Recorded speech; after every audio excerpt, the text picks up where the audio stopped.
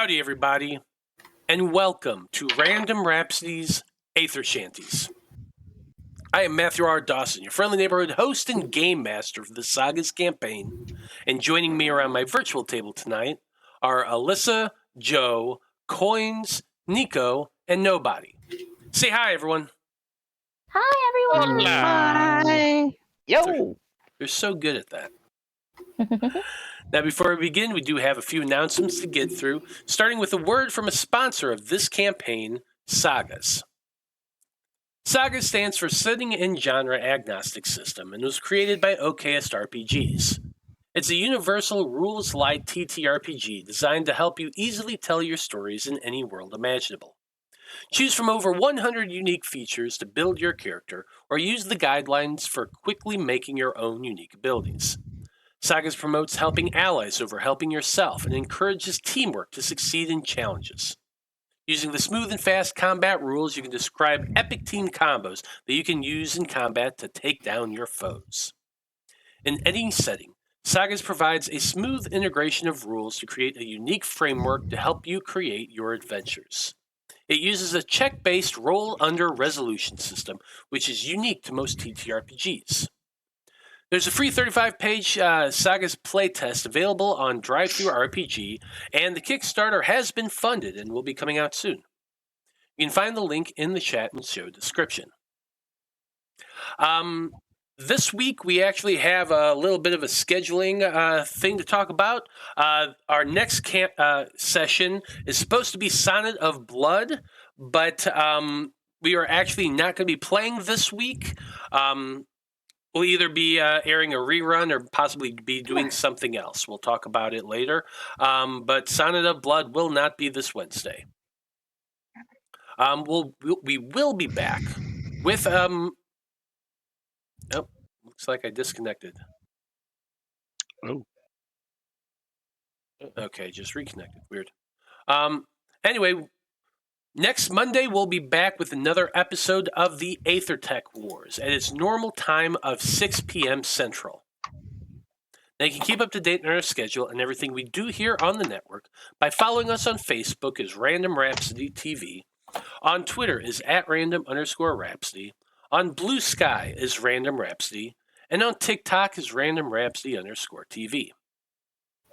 And that's it for our announcements. So join us as we return to the Wayfinder Crew as they go through the universe, going through their Æther-Shanties.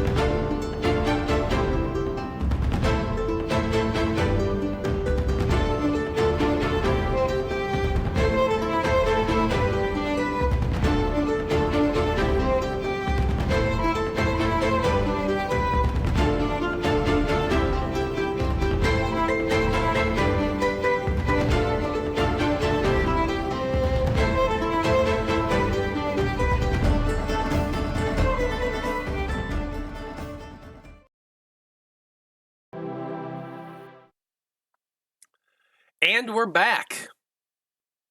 So if you've been watching this campaign, you should know that we do our recaps by offering up the Random Rhapsody coin, which is good for one free reroll during the session. If I do the recap, I get the coin, and I have a ton of different ways that I can use it to hinder our team's progress. And I doubt anyone really wants me to have that. So I always offer it up. Does anybody want to do the recap this week? Guess I'm doing it. Nobody else? For it.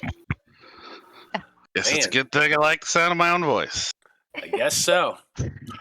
Well, then, Zolos, tell us what happened last time on Æther-Shanties. Well, we spent some time in space, or whatever it is, repairing the ship. Everything's good to go that way. I think.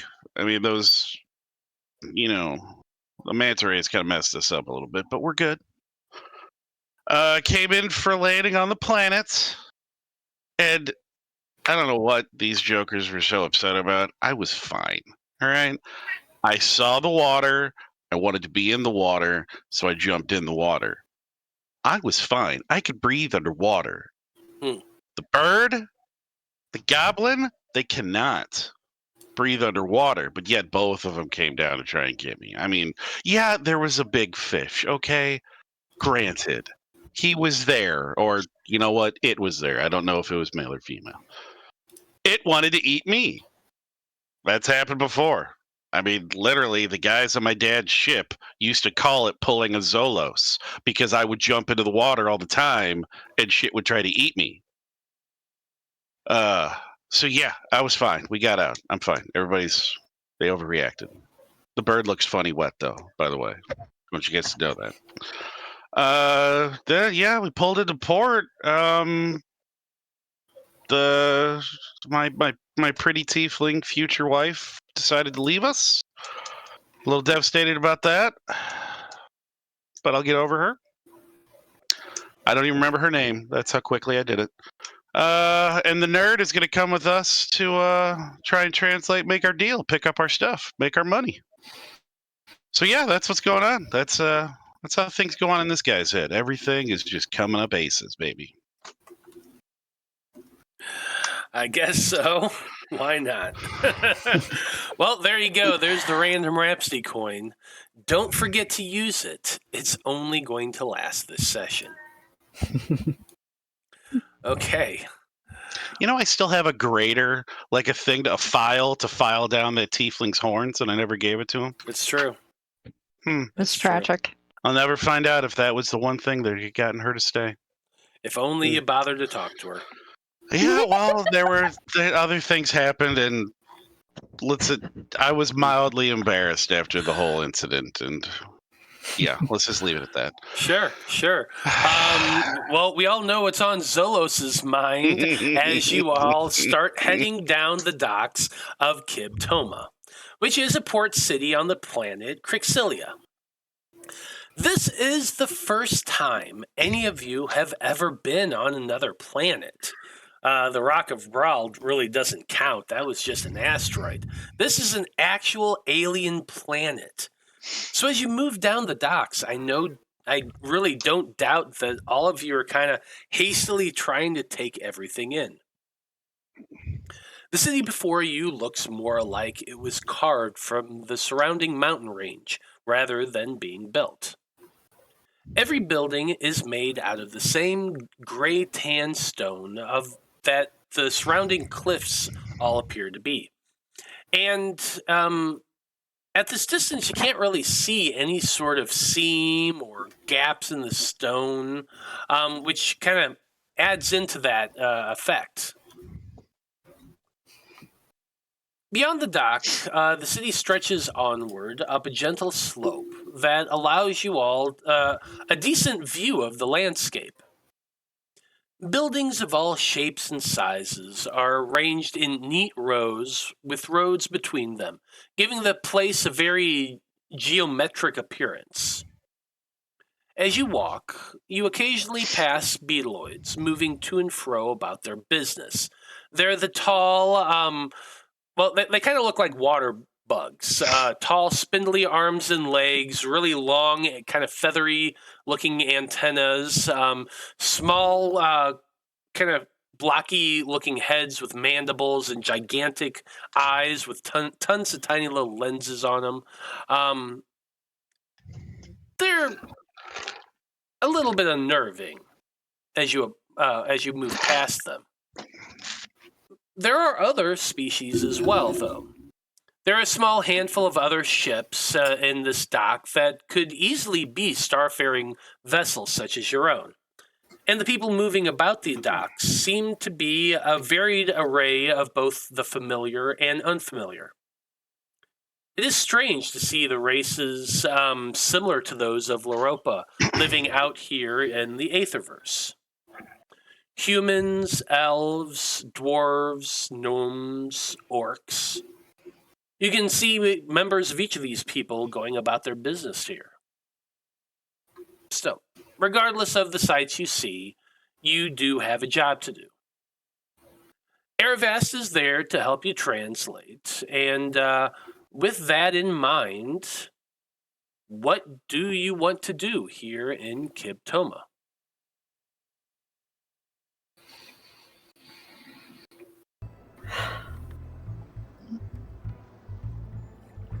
Well, I guess we'll probably have to look about and getting more. Well, I guess we got enough supplies to get us to and back, we think, right?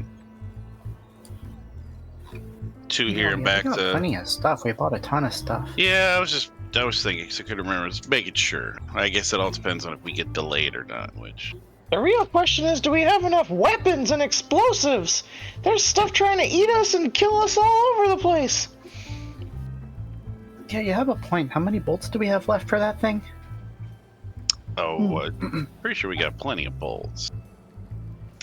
And we can always look into getting a few more. I mean, maybe they got something special here.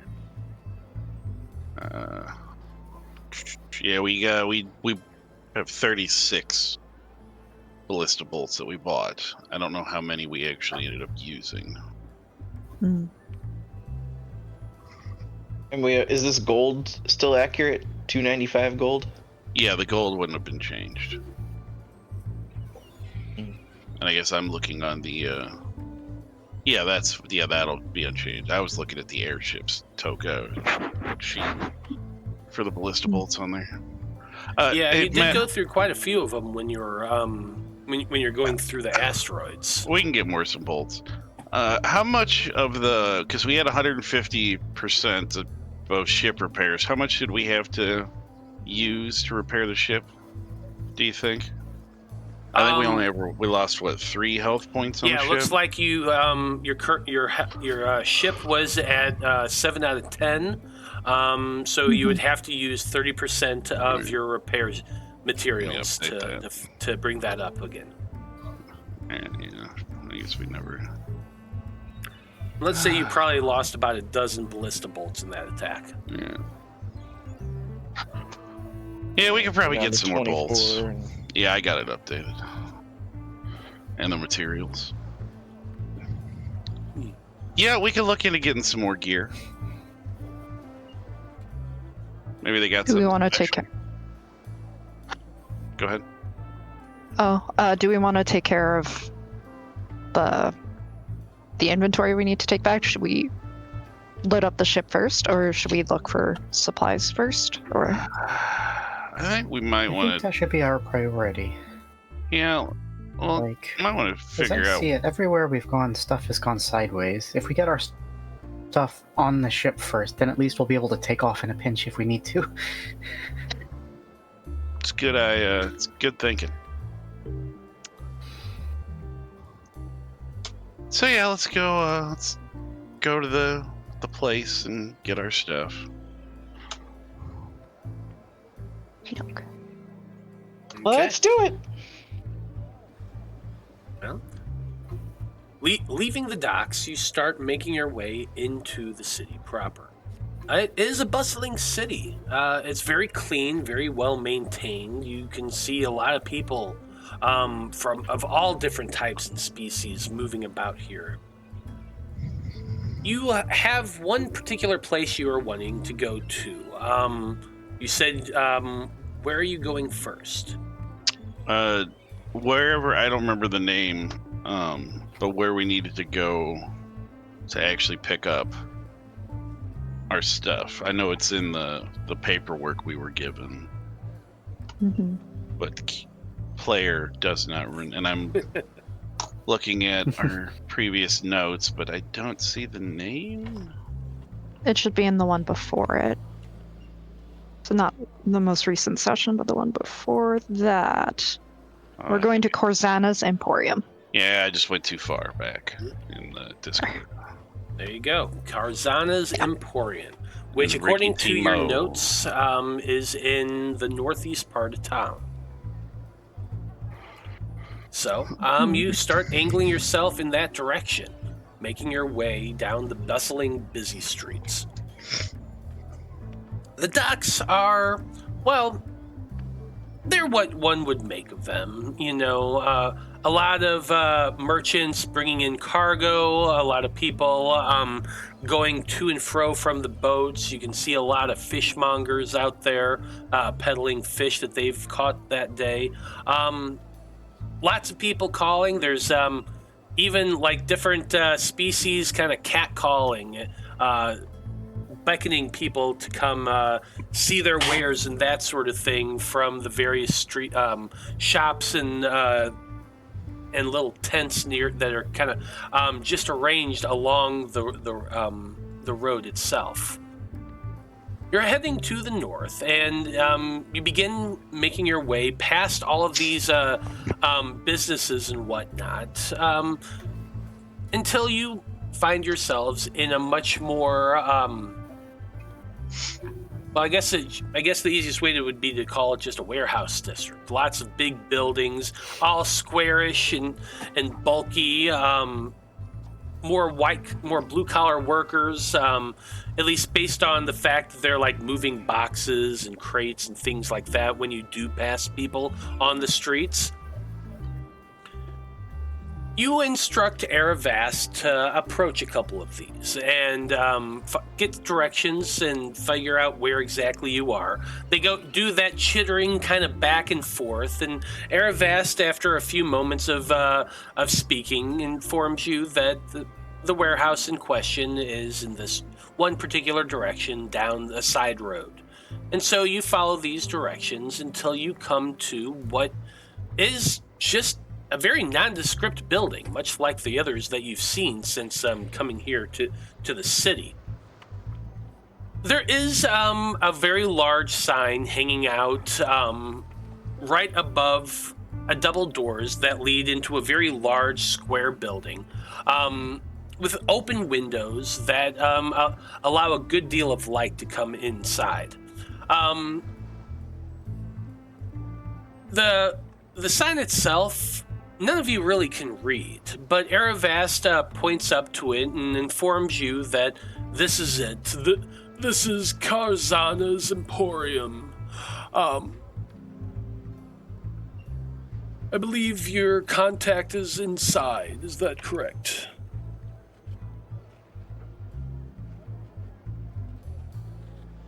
Should be at least.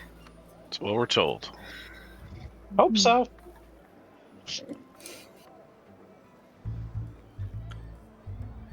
Well, making your way inside, you can see that this warehouse is filled with all sorts of crates and boxes and foodstuffs and really all sorts of odd stacks and piles of things. It's a warehouse. It's pretty big and filled with boxes and a lot of beetleoids moving about. Some of them using magic to move large stacks of crates, others just carrying around this and that. As you all step in, you're pretty much you very much look out of place in this area. And the moment you step foot inside, you see a couple of the beetleoids running towards you. They're waving their arms, they're saying something in that strange guttural language they have. And Aravast looks back at you and says, they're asking us why we are here. What is the name of the person we are looking for? Ricky Timo.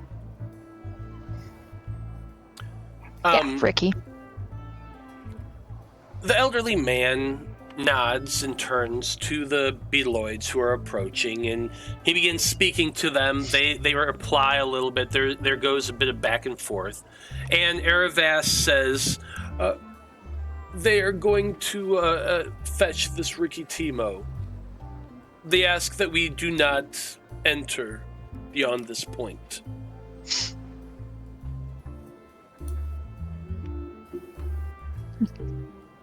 Huh. The two beetloids turn and make their way back from your group. As they do, they stop and catch a couple of the workers that are walking by. And you can see a little bit of an exchange, and the two who had questioned your group point at you all. The two workers then nod, and they come walking up as well. They don't say anything to you, but they just stop and stand there. Is there anything you do while you're waiting for Ricky Timo to arrive?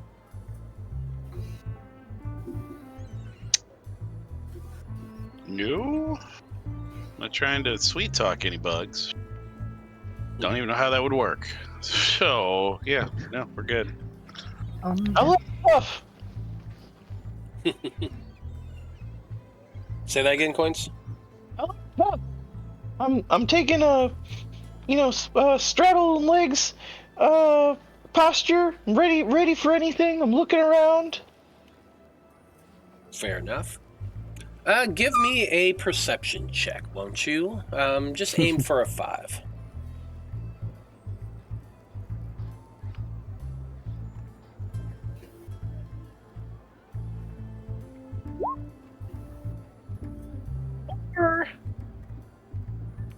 Nice.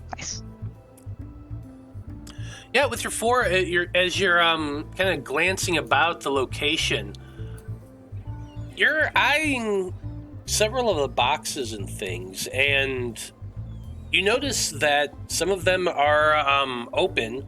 And remember those blunderbusses that the Hypodrone were carrying around? You notice that, you notice on one of the shelves over there and one of the crates, there are a bunch of them just kind of sticking out from the top. Just a crate filled with them. Oh, nice weapons. Is this the new model? Are you saying that to the beetloids? Yeah. The two creatures look at each other, look down at you, and then say something in that language. Eravast looks at them and then looks down at you, and he says, They told you to mind your own business. All right then. Jeez. Just wanted to talk shop.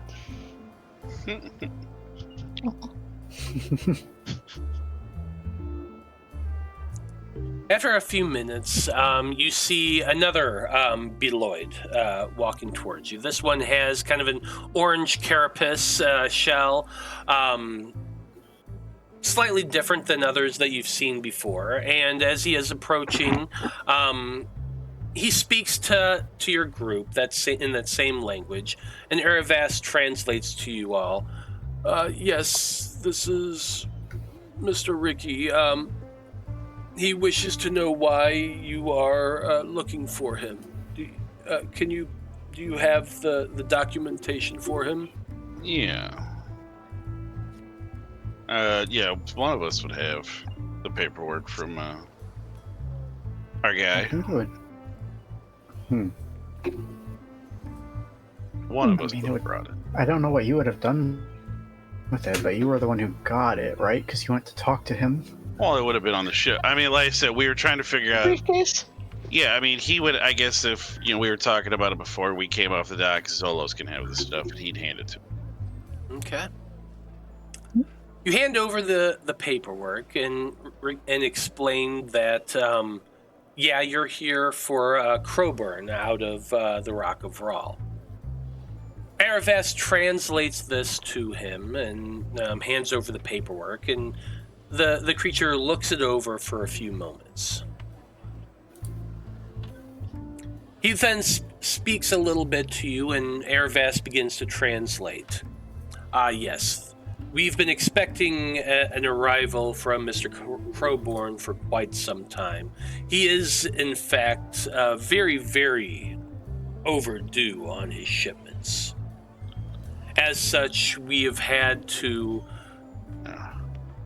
do a bit of creative working to maintain supplies that he was requesting while also shipping. And, well, to make a long story short, while we do have most of what he requires, we unfortunately are running out of some of the items. Now, you can, of course, take what we have for him and accept a reimbursement for what he does not have, or for what we do not have. Your other option would be to travel to that supply house yourself and pick up what we do not carry.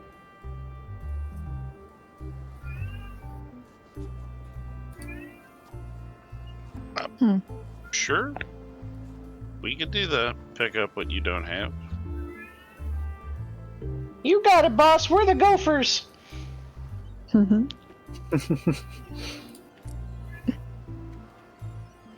The insectoid nods his head. That would be perfect.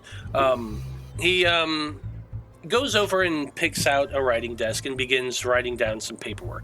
He starts calling out to most of the people who work for him and starts having them gather and start moving about the warehouse. He brings over a set of documents and tells you, yes, we will deliver everything that we have here to your ship by the end of the day. The location of the rest of the supplies is on the main continent. And he lists off basically just a rattling of coordinates. In a nutshell, between Aravas translating for you, what you gather is that you're going to have to head to the central continent here on this planet. It's in a desert region. Land there at another city and pick up the rest of the supplies there. Shouldn't be more than a day's journey for you by your vessel, and they do thank you for going to the trouble of actually picking it up. Based on the information that you're gathering, the amount of supplies that you're taking to Crowborn is a lot.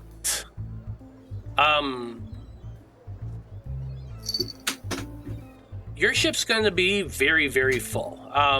It's going to be quite heavy. Is that going to impact our maneuverability?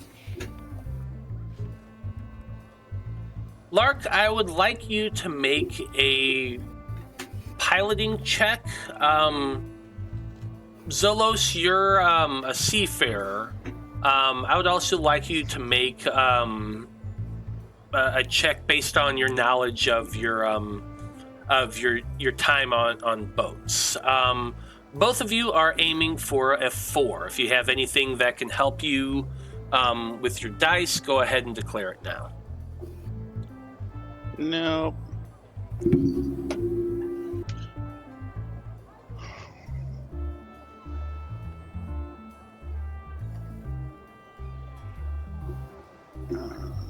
said a 4? Yep, you're aiming for a 4.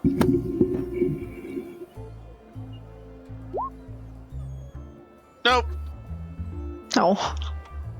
Yeah, it was close. I mean, I'll keep the coin. I'm not going to use it for this. There we go. Heck yeah. Based on the amounts that they're talking about, Lark, you know how the ship's maneuverability handles. And with the amount of weight that they're planning on putting into your ship's hull, yeah, it's definitely going to reduce your maneuverability. Hang it. Okay. You're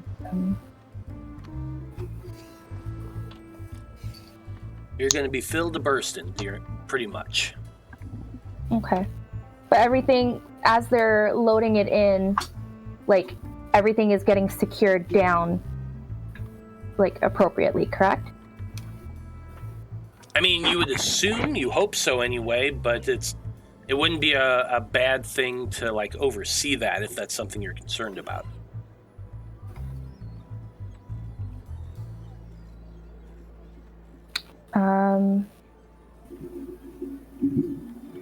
No, I'm gonna kind of, I don't know, I'm gonna look at everyone else and like, should we worry about that? I don't know. We got a choice.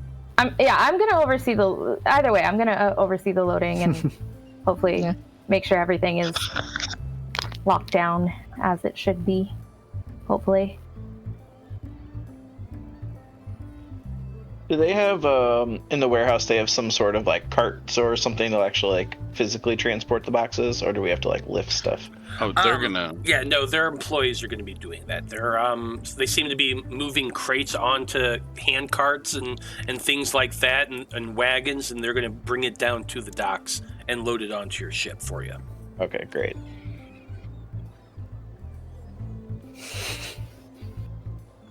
Once all of this is... this talking is complete.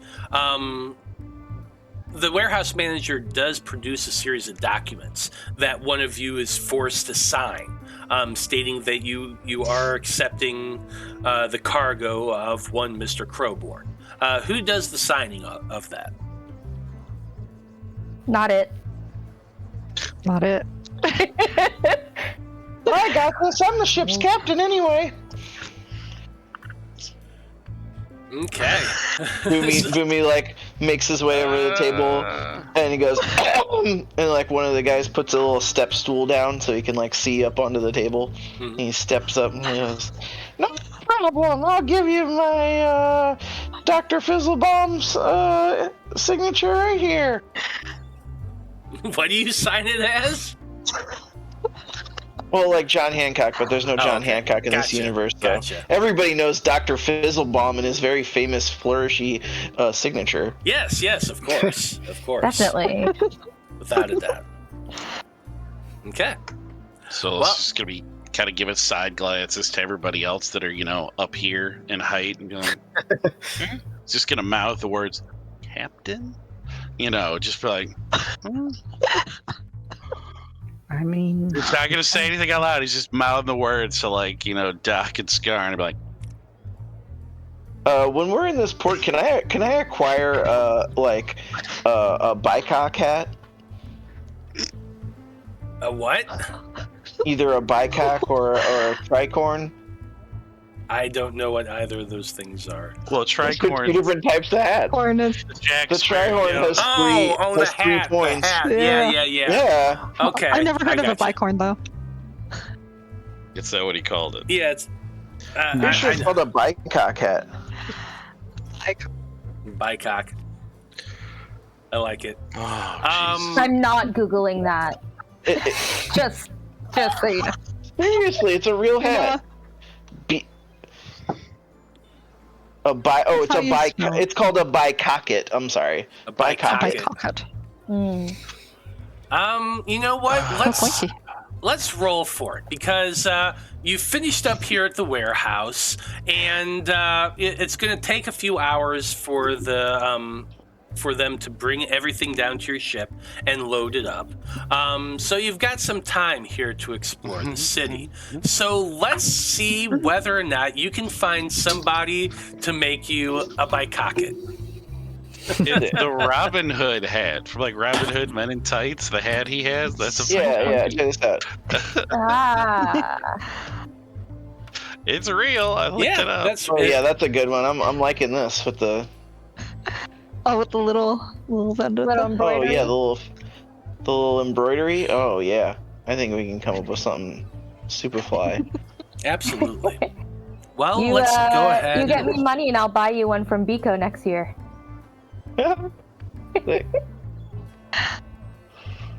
Heck yeah. Fancy hats. Now we're just all on camera looking at hats. Well, I had to explain what I was talking about. A tricorn would be Visual cool. always helps. Yeah, I know what a tricorn is. Anyway, so go ahead, Boomy. You're going to make a roll to see whether or not you can find somebody to make you a hat. I feel like this needs to be let's just call it a 5.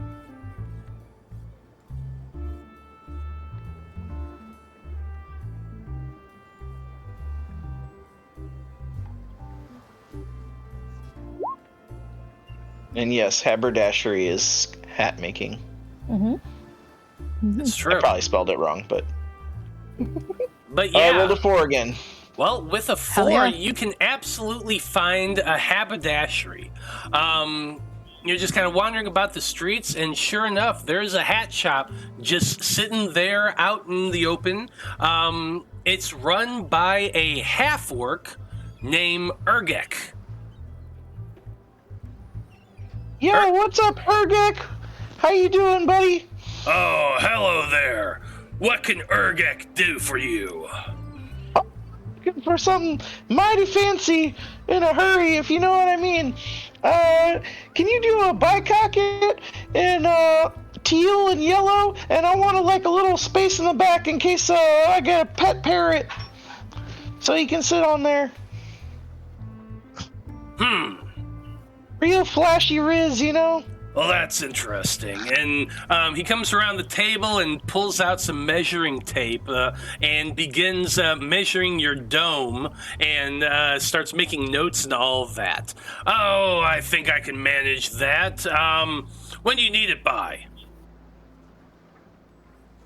How long are we actually here? Did they say how long it was going to take? End of day. Yeah, end of day. End of day. Oh, we gotta go to the other warehouse and come back. Yeah. Can you have it done by the end of the day today? Oh, that's a bit of a tall order. I do have some other work. I suppose if you're willing to pay for a rush job, I'd be willing to do that. It would cost you 4 gold pieces. Yeah, sure. No problem. I elbow Zolos. Give me some gold.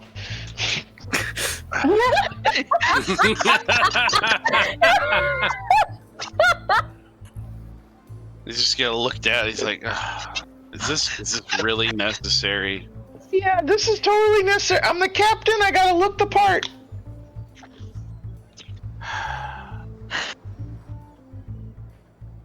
He'll take it out, and he's gonna kind of he'll hand it over to the guy, kind of shake his hand, and he's gonna lean in. He's like, if you could make this thing look a little silly, that would make me feel a little better. Make a persuasion check. Use some honeyed words. You're asking him to go against his trade and make it silly. I feel like you need to hit a 3 on this.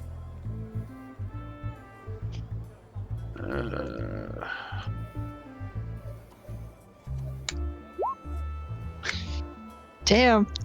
The 2.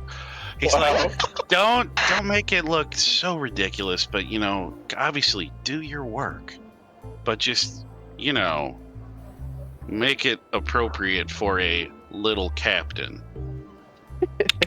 It's just kind of like finger Boomy gun. has the bad taste trait anyway, so my outfit You're stands out in a bad way. No, so that's pretty fitting. Yeah. So you Amazing. slip the guy Clash his me. gold.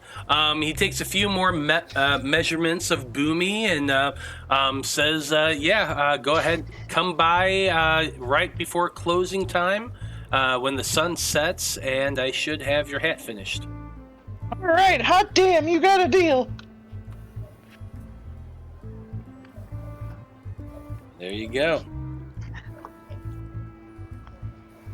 You all exit the haberdashery, and you can see that you still got some time to kill. The ship is going to be loaded up soon. It's probably going to take most of the day, like they said. What's the plan for the rest of the afternoon? Ooh, that was a lot of work. Well, you guys want to go get some food or something now? Honestly, yeah, that sounds like a great idea. I'd love to see what this place has going on. Let's see what the bug grub is like. No blue apples. No blue apples. No. Right? Let's stay away from the blue apples. Okay. Food hunt. You begin walking down the streets looking for, well, let's be honest, if you've been in one bar, you've been in them all, and they all tend to stand out. It's not difficult to find one. Let's go into the good old random generator and see what kind of place you're going to find. What kind of human meat in here? I haven't had it since we were back on Loroupa. Wait, you ate human? What? No! That was some other guy. It's like, because now I'm just like, wait, did we actually eat human? Or was that just part of your backstory? I just. No, neither. He's just crazy. Uh, And none of us Oh, are I'm not humans. with you guys. Never mind. I was about to say, Boomy, please don't get me arrested again, but I'm not with you. I'm overseeing the loading. Oh, so you made your way back to the docks, huh? Well, no, I had said that I stayed earlier to make sure that everything is properly loaded and like tied down and stuff like that, right? So you're going to be waiting at the warehouse while they finish gathering everything and then follow them back to the ship? yeah, I Yeah. don't Is think that your they- plan? Gotcha. Oh, Okay. Well, that's what I said that I do. So I wanted to make sure that. Yeah. Okay. Unless I just feel like it would be easier to either correct or fix, make sure that it's properly like tied down or whatever, like secured while the loading is happening. Then we come back after, see that things are not secured properly, and then try to figure out a way to secure things in like a jimmy rig kind of way. So yeah, I guess I'm gonna. There are friends on board. Oh. Yeah, we do Remember, have our other friends on board. crew. Yeah. Would they know how to properly secure something on a ship? Well, I mean, in all fairness, amongst the group that currently lives on that ship, they're the only actual experienced sailors. Yeah. So there is that. Okay. Well, if they're going to be staying with the ship anyways, maybe they can take care of that then. That way I can go with everybody. Yeah. Yeah, you can absolutely go. You can even go back to the docks, go to your ship, meet up with them, let them know that the cargo's coming, and be like specifically say, hey, make sure that they load things properly because we're gonna have a lot. We have to go to another place and pick up more stuff.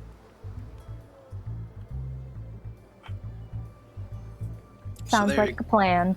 Okay. And then after that, you all make your way back towards the city to find some place to get a drink. I would like somebody to just roll for me real quick.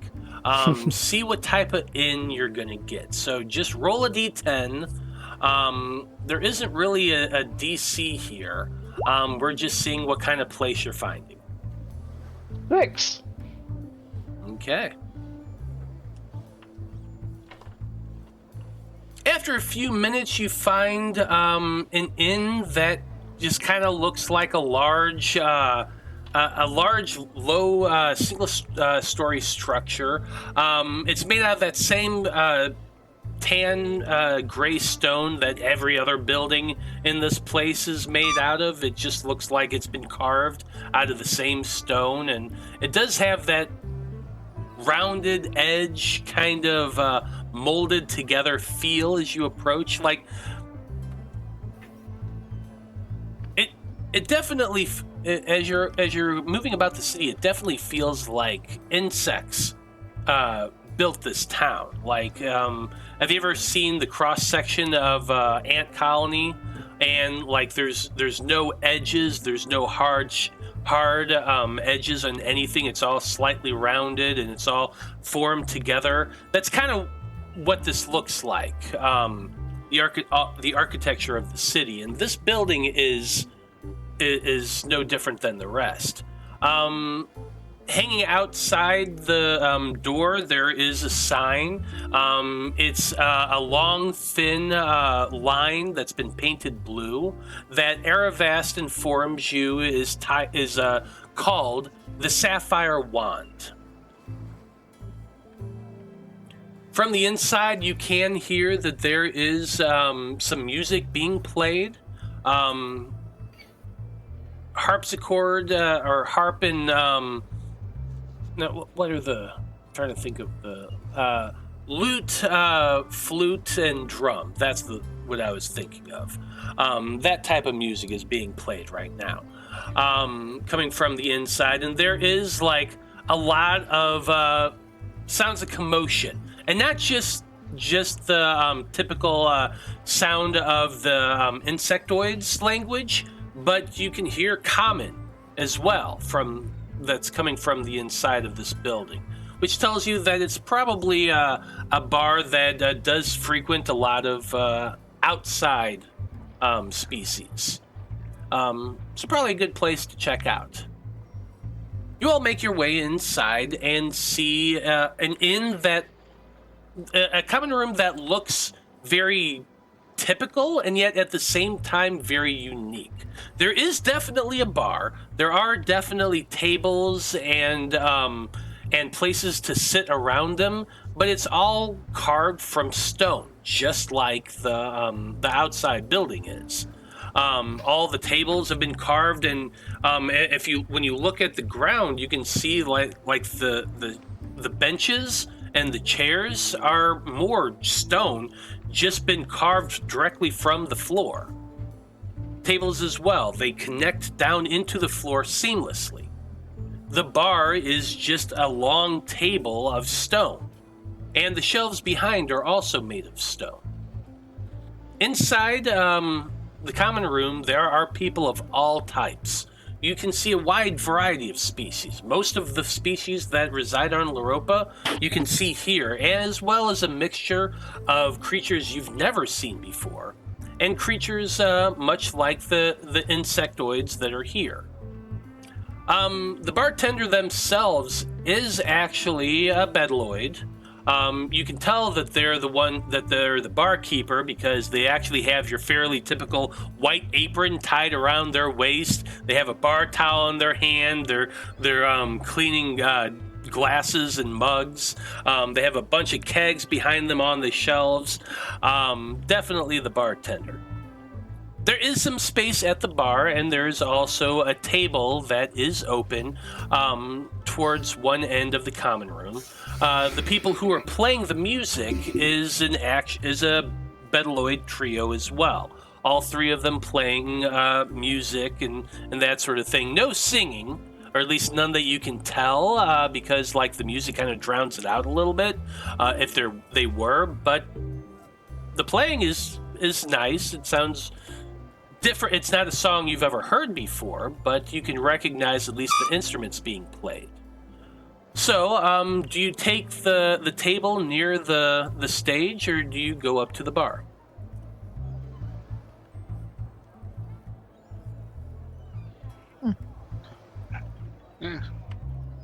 also go to the bar. Let's go to the bar. Okay. The four of you make your way to the bar along with Aravast. The Bedaloid who was behind the bar does approach and croak at you in that same language, and Aravast tells you he's asking what we want to drink.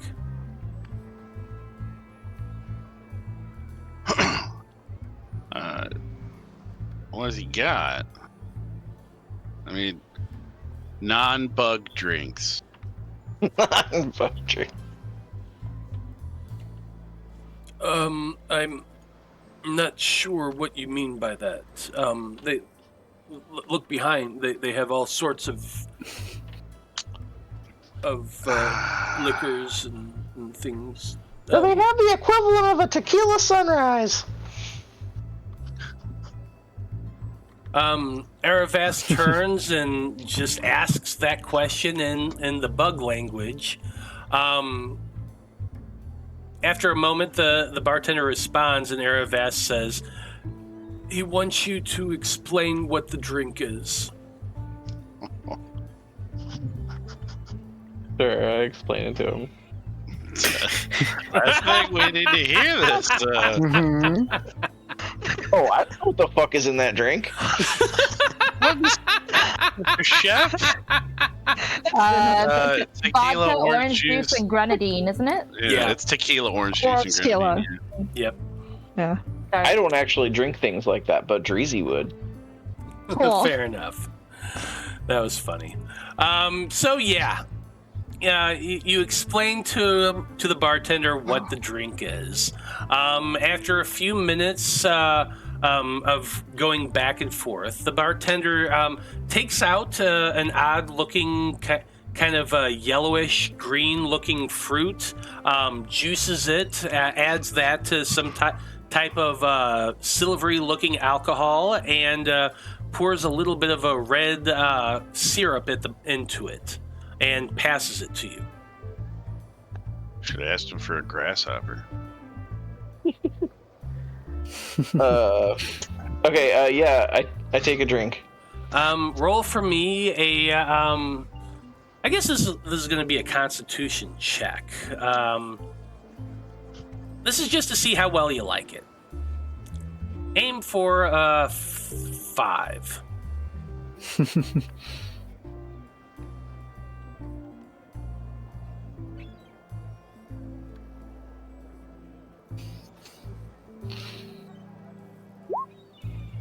Oh, 4.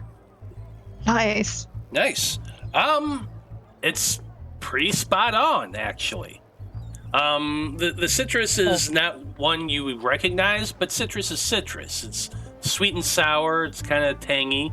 The syrup, you're not sure what exactly the syrup is they put in, but it's sweet, and it's got a bit of a kick to it. Tastes like a tequila sunrise. Oh, my man! Give this guy an extra silver!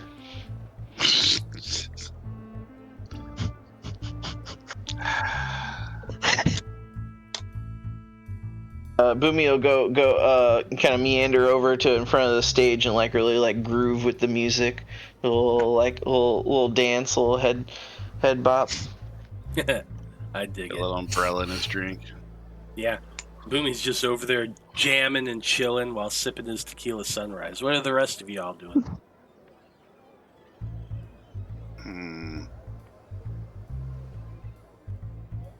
I guess Zolos would just ask is like, maybe a good whiskey. It's like, just like I'd second that. It's like 2 fingers of best whiskey they got. Okay. Aravast kind of takes a moment to speak to the creature, and they do grab a couple glasses and get a liquid that, when they pour it into the glass, it is kind of amber brownish in color and smells faintly of oak as you sniff it, and you're like, yeah, that kind of smells like whiskey. Tastes about the same too. Yeah. Yeah, he's not going fancy. I was gonna say let's ask for grasshoppers, but it might be a little on the nose with these people. So yeah, he'll just take his whiskey and go over and kind of join Boomy. Right on. I'll just look up at the bartender and be like, "Can I try what he had?" And I'll point at Boomy. Yeah. Yeah, absolutely. The bartender makes up one for you as well, passes it to you. Let's get a con check from you, see how well you like it.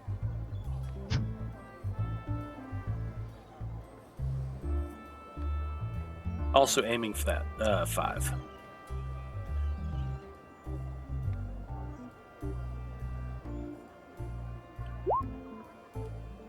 Oh no! Ooh, that is bitter. The syrup is sickeningly sweet. And like you just take a sip and you're like, oh, that's terrible.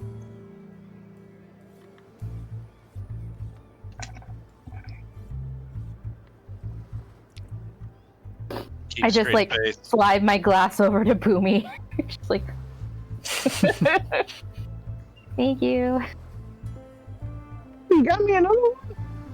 Thanks.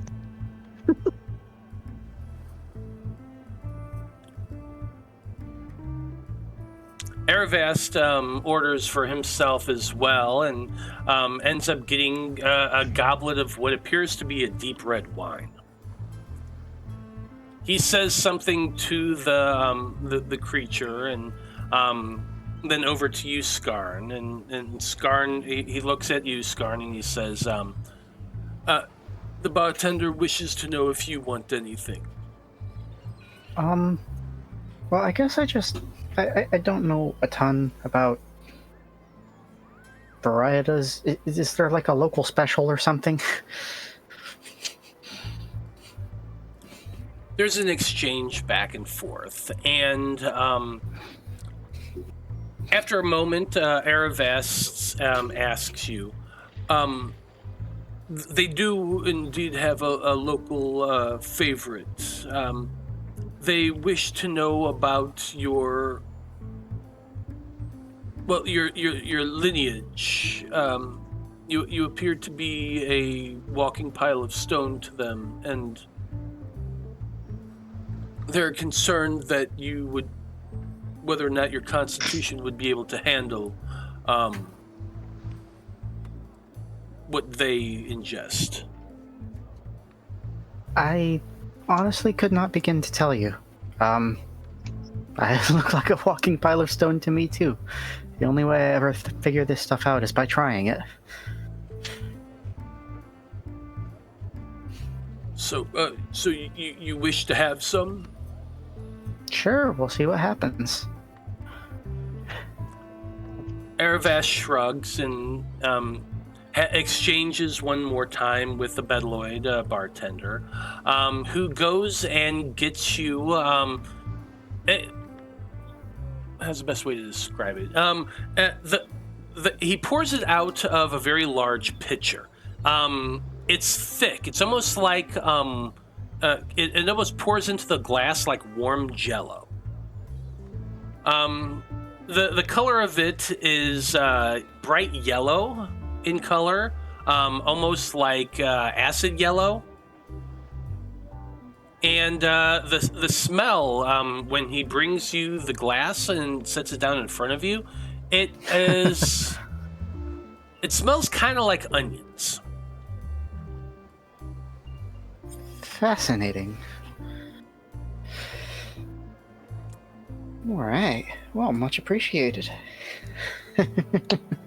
After the bartender places that down, he says something else to Aravast.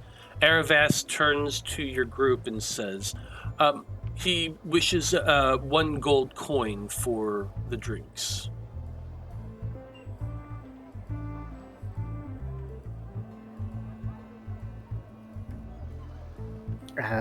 Make sure you get yourself something too, buddy. You're working hard. Oh, yes, thank you, Boomy. I did order myself a glass of wine. And I updated our tally. Skarn, do you take a drink? Yeah, absolutely. Let's see how corrosive this stuff actually is. I would like you to also make a Constitution check. This is to see how well you're able to stomach this stuff. It's going to be you're aiming for a 3. Okay. Don't think I have any particular advantages on this because being big doesn't help, so... Oh no! Oh boy. This is why you all have medkits. This is why. Yeah. Taking you like take a very small experimental sip of it, and it's viscous. It's like thick, and you can't help but like kind of snort a little bit as it enters your mouth, and you end up swallowing more than you mean to, and it kind of goes up your nose a little bit, and it just burns. Like it's like battery acid almost. Oh my God, Matt! that was beautiful. How awful I feel. That's amazing. Yeah. It is without a doubt the most disgusting thing you've ever tried, and I'm going to need you to make a second now Constitution check to try to not vomit it up onto the table.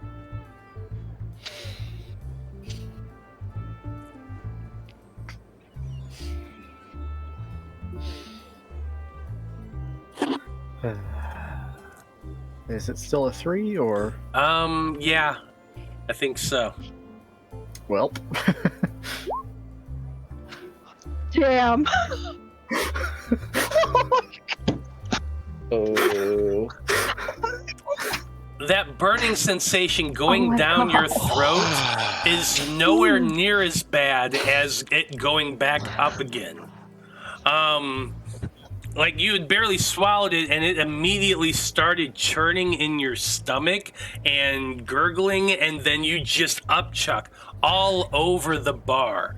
Aravast backs up trying to get away. The bartender also has to jump back because there's a bit of a splash zone right there.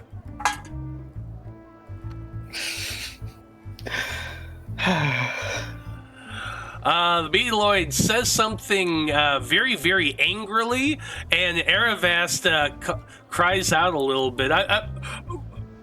And then he starts like speaking in the language as well.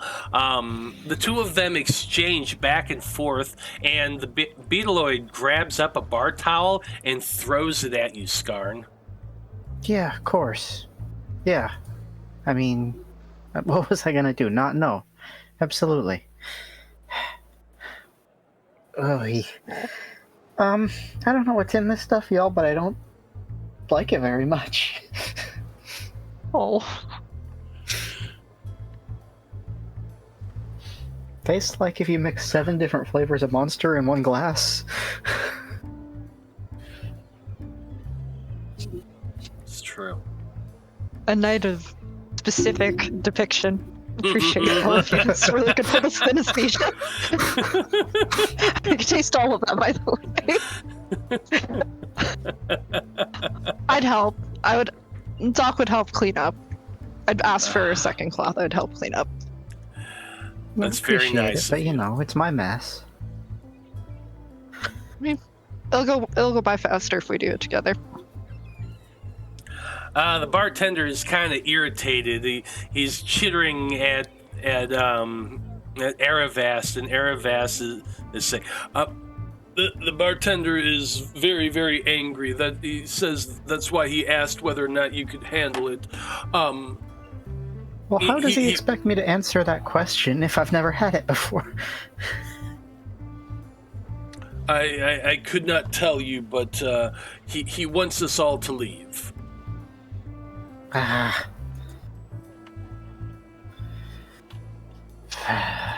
You can see Eravas just take a big drink of his wine. What are the rest of y'all doing while this is going on?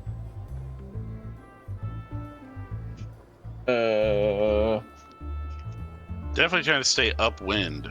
Yeah. Yeah. I like jump back a little and.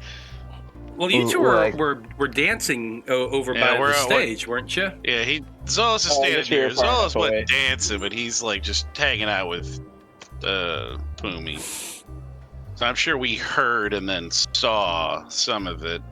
Oh yeah. Yeah. Like... I'm gonna like quickly finish my drink just in case we're getting kicked out.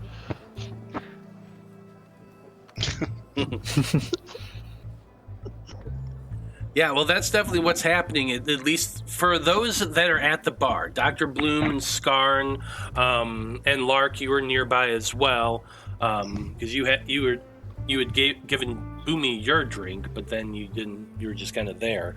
So the Bedaloid is definitely telling you all that you need to leave. He's pointing at the door. He's repeating himself over and over again, and Eravas is like trying to mediate between this whole thing. He has his arms up and like he keeps speaking in the alien language. And then he turns and says, I'm sorry, but he is insisting that we leave. Well, then he'll have to make up his mind. Does he want this cleaned or does he want us out? He's saying both. He wants you to clean it up and then leave. Okay, then yeah, we're working on it. Sheesh. Yeah.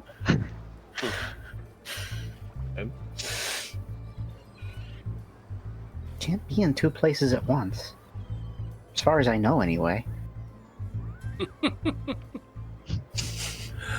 It doesn't take you too long to clean everything up. With Dr. Bloom helping you, I'm not going to make you roll for this. It's Thank you. I feel like at this point, like you're cleaning everything up, you're pushing it away. He holds out a bus tub for you to put your dirty napkins in and stuff, and then he's like pointing to the door once again. Does anybody do anything, or are you all just gonna head out? So else just sipping his whiskey, finishing it up, just watching. Just be like, hopefully, I wonder if anybody knows I'm with them. Kind of just looking aloof by himself. Wait until everybody leaves, and then he'll casually walk in. Okay. I tell you, that is one fellow with no sense of scientific inquiry. Could have been more prepared, honestly. If they were that worried about it. Could have given you a bit. Something. Yeah, especially if it was in question. But it's fine, it's not my place.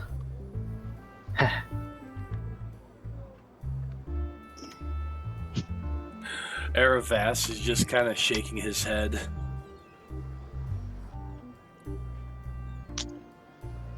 Maybe it's like those blue apples. It's kind of really only good to them. I'd have to assume it doesn't do that to them, given his reaction.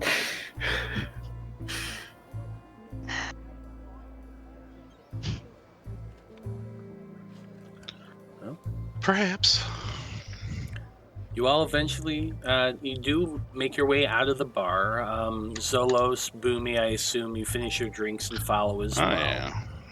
Yeah, we'll go with him. You weren't at the bar for very long. You still got plenty of time throughout the day. If you want to accomplish anything else here in the city, you can absolutely do that. If not, you can just go down to the ship and wait for the cargo to be loaded up. I mean, is there anything else? I really can't think. I mean, I could think of a lot of things I could do to get in trouble in the city, but I don't want to hog too much of the narrative time. So I thought we were looking for ballista bolts. as I And say, also- we can go back to the docks area, or find someone like an armory. I would assume that would be kind of somewhere near the docks for that kind of resupply.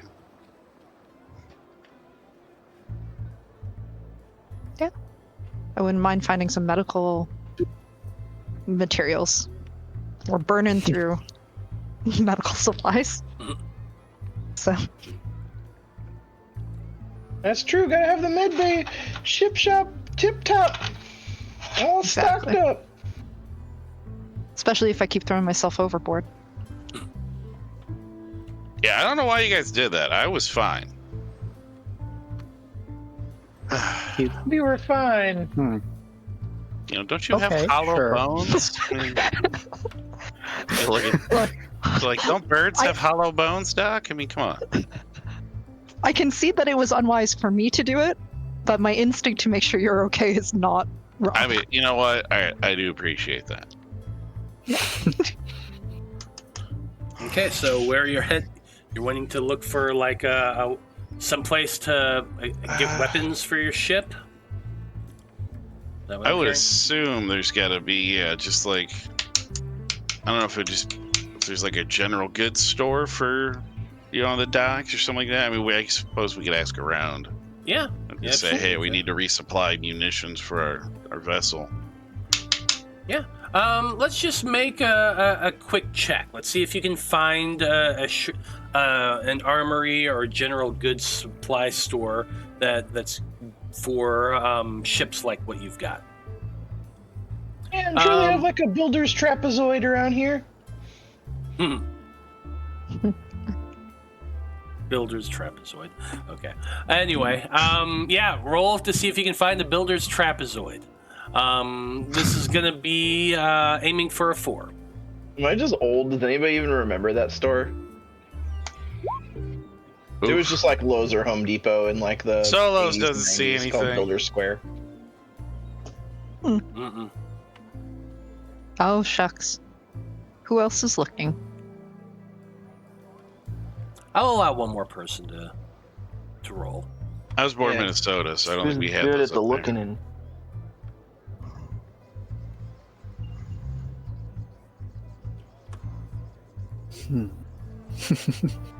Who's gonna roll? If we're looking for ballista stuff or just general good stuff, I guess I could roll. Yeah, I feel like I have to take myself out of the contention. I'm too distracted. Yeah, you Under- still probably got a stomach ache. Tummy troubles. Can I use investigation for this, or is this more just perception? This is more just. Well, let's. Yeah, this is more just you're trying to keep an eye out for the type of store you're looking for. So it's not really an investigation roll. Fair.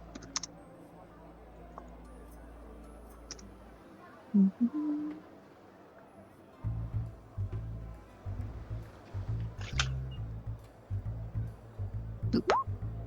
It's a 2. Nice. Hell yeah. Yeah, with your 2, you're making your way back to the docks. You're having Aravas stop and ask people every so often, and you're generally just keeping a lookout. And after a while, you do find a type of general goods store that's there on the docks. This is going to be called, let's see here.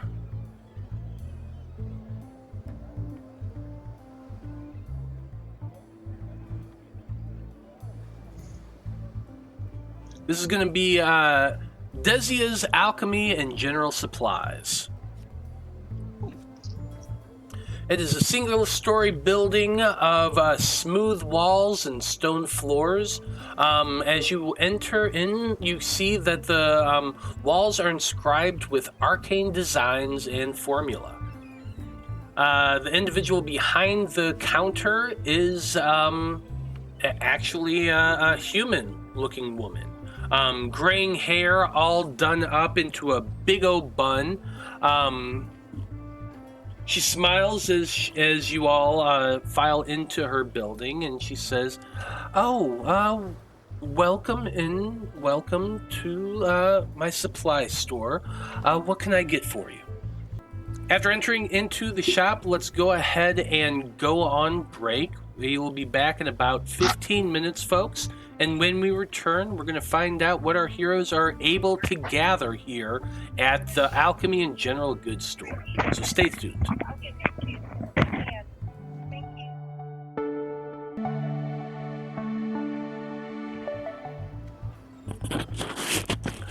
Howdy, everybody. We are back. And when we last left off, our heroes had just stepped into what is that name? Zeta's Alchemy and General Goods store. It's a little old human woman that's standing behind the counter. She smiles as you all approach and says to you all, yes, welcome. What can I do for you?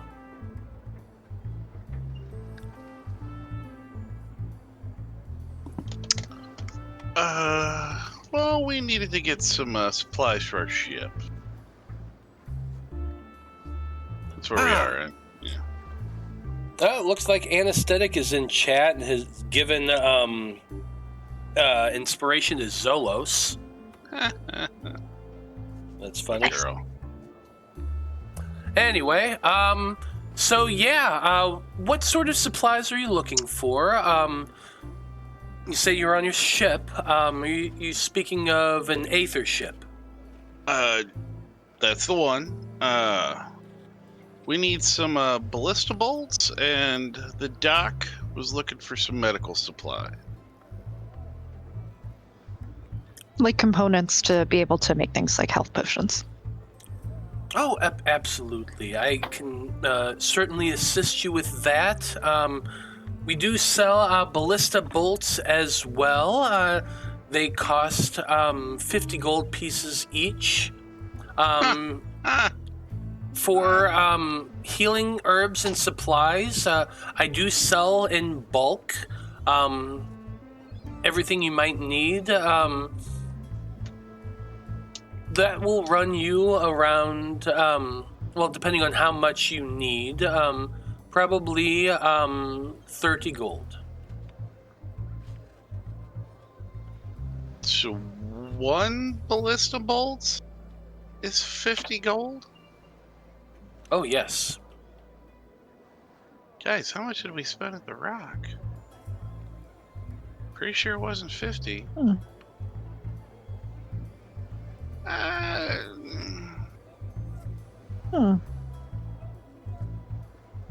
You know,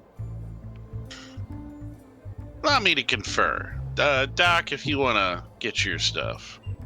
We'll hold on the bolts for now. It's a little too rich for my blood. Yeah, but we should definitely pick up some medical supplies.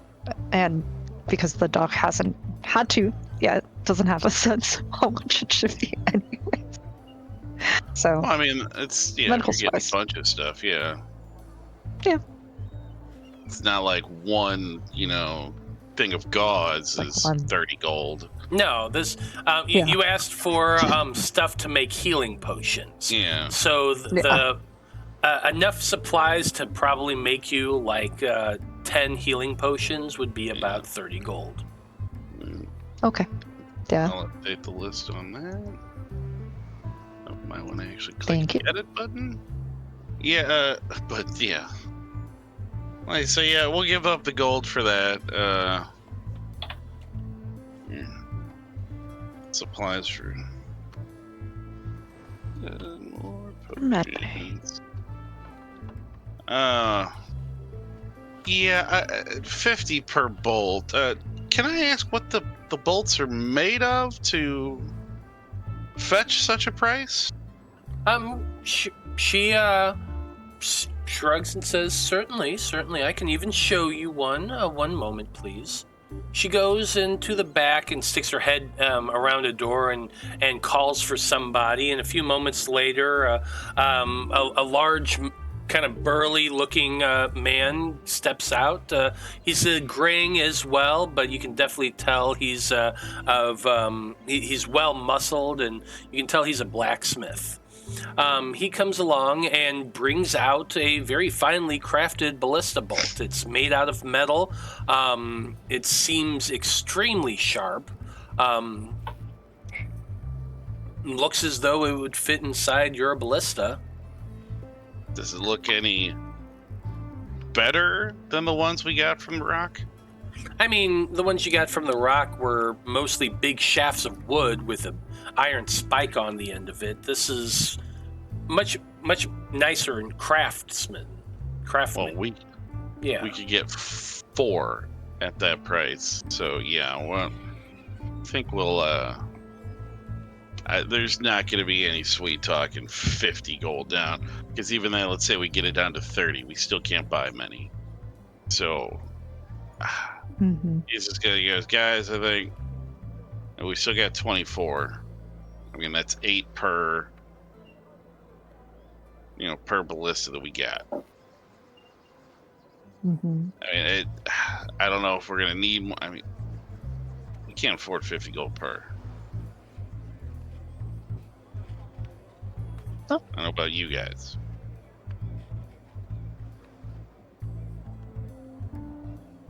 So.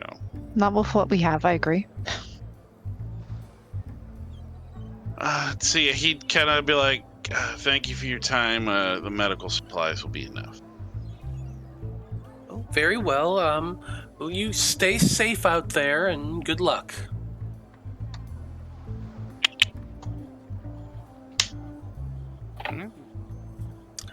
You all, you going back to the ship, or? Is that what you're doing? Okay. Yep. You make your way back to the ship. By the time you arrive, they are still loading stuff on your ship. It's still midday at the earliest, or at the latest. So, I mean, you've got a bit of time. You all spend that time probably just, at least Lark is overseeing the loading of the ship, as well as the rest of your crew. You've got basically an afternoon and to just chill if anybody has anything they want to do. If not, then my next question just is, what's your plan once the cargo is uploaded? Are you going to be heading out immediately, or are you going to stay the night there and start out fresh in the morning? Well, we were told we could need to go to the main island. How far from here is that? Based on the description that they gave you and the directions they gave you, it would take you about a day to get to the main island, or the main continent. Well, I suppose we should just stay in this port then, leave in the morning. I would rather not be in the open seas of a planet we don't recognize than, being a port that's got giant ballistas to help protect us. Reasonable. That is fair. For the sake of brevity, go ahead. I was going to say, does it look exactly like this? Like there's a couple of docks, and then I'm guessing is that beachfront, or is this kind of just all like? Because it looks like, I guess, is there like sandy beaches off to the left? Yeah, there's a little bit of sandy beaches there. The dock is built above that, obviously, but there is a bit of a beach down there, just mostly of wash-off sand that's collected over the years, but sure, it's a beach. I mean, he'd stay close, but he's just gonna, go down and kind of take his boots off and just kind of be walking around, letting his toes into the sand and just kind of enjoying it. Maybe go for a little swim if that's allowed. He'd ask, like, "Hey, can we swim around the dock area?" And well, then he knows the rules on dock. I mean, they were in the open water. Thank you very much. This is a dock. There's going to be different rules and stuff around this. You have to find somebody who speaks the same language as you, and but eventually you are able to determine that yes, you can hang out down in the sandy area. Nobody's going to bother you as long as you don't bother them. They warn that sometimes there's thugs or thieves down there that might come after you, but it's more one of those more at your own risk kind of things. So if you choose to go down and walk and go for a swim, nobody's going to stop you. You look around, anybody want to go? Huh? You're on your own on this one. I've been in the water enough. I'll swim with you. Yeah, we got one winner. Any got more? Don't let me drown, though. I promise I won't let you drown. Okay. I'm very good in the water. You'll be fine. Skarn, you wanna try and go get some sun on those cheeks?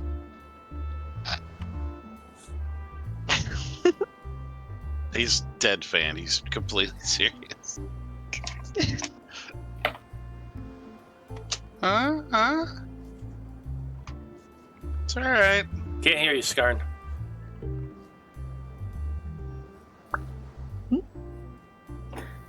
That explains it. Okay, mic has been turned off for like half an hour now. Woo. Okay. Boy, Skarn is having a great day. You just had an upset stomach this entire time, Skarn. Yeah, I'm not super familiar with beaches or water or whatever, but aren't you not supposed to go in the water for half an hour after puking all over a bar? I haven't heard that one before. I don't know. You could maybe wash off in the water. I don't know. The Skarn been got a bunch of sick all over themselves. Well, I feel like, because they do have the ability to conjure their body weight in water, so if that were a concern, they could just douse themselves instantly. Oh. It's alright if you don't, I'll take Lark down. Anybody want to just sit? Well, yeah, it's down on the beach area. We can't... Oh, okay. Alright. Thought you meant, like, anybody just want to okay. sit in the sand, put your feet up? You just got a bunch of boring people here? Is there stuff under the sand? Do we have to worry about giant fish showing up and ruining everything? Well, I don't think sand? I don't think they're going to come up to the docks area. There's probably a little too much, going on that might frighten something like that away. Plus, they probably have some kind of... they got the giant ballista. They'll kill anything that comes close. Okay. You don't have to get in the water. You know what? I don't know if this place has, giant bug-eating crabs that these creatures have to worry about. Shit, they might. But you know what? I got plenty of butter down below. We'll have us a crab boil. But why not? He's full of optimism. That's all you guys are ever going to need to know. No matter what happens, he's going to put on that happy face. If he's worried, shit's going down. He is the Waffle House of our crew. If the Waffle House is closed, everything is fucked up. Oh no. So why not? We're open for business right now. So yeah, he just wants to get down. Yeah. Maybe swim a little bit, just kind of get his feet in the sand, get some normalcy. Yeah, so Zolos and Lark are going to head down to the beach and swim for a little bit.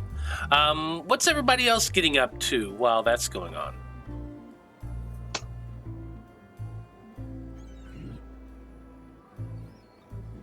Probably making health potions. I'm just gonna. We got all this stuff, and Skarn just hurled in a bar.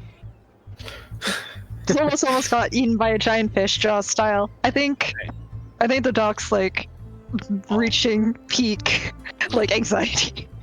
Almost. Yeah, and I'm Almost. gonna go spend some time tinkering around in my workshop. Okay. Dr. Bloom's making potions. Boomy is tinkering around in the workshop. Skarn, what are you up to?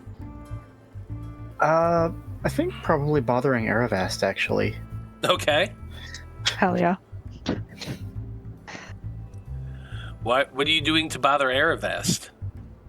Well, so I know it's your job and all, and I appreciate that you've been translating for us, but can you give me a basics of what someone needs to learn language-wise to get around in the universe? I mean, I appreciate you sticking with us, but I assume you're not going to be with us forever, so what...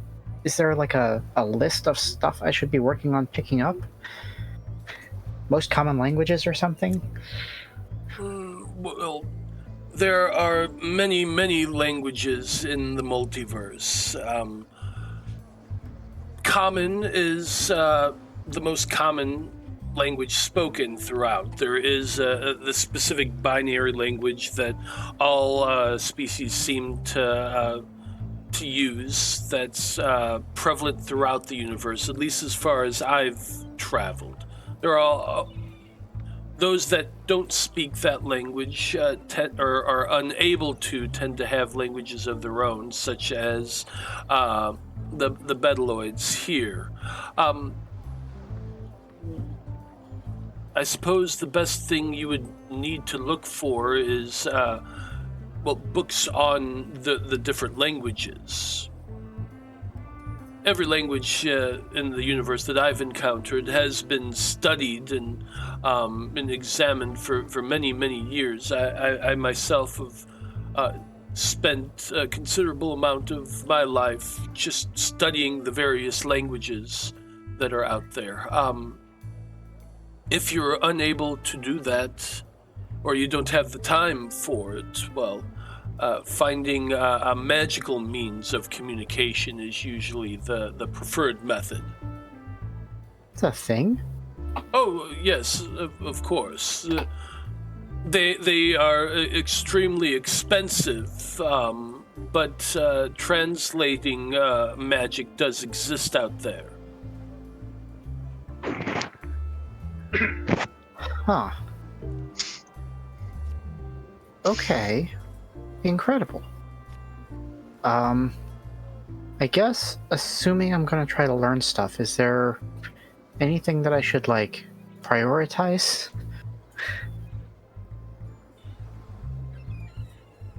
Like, you mean words and phrases you should learn in different languages? Not that, but I guess just, if Common is the most frequently spoken language, what's the number 2, right?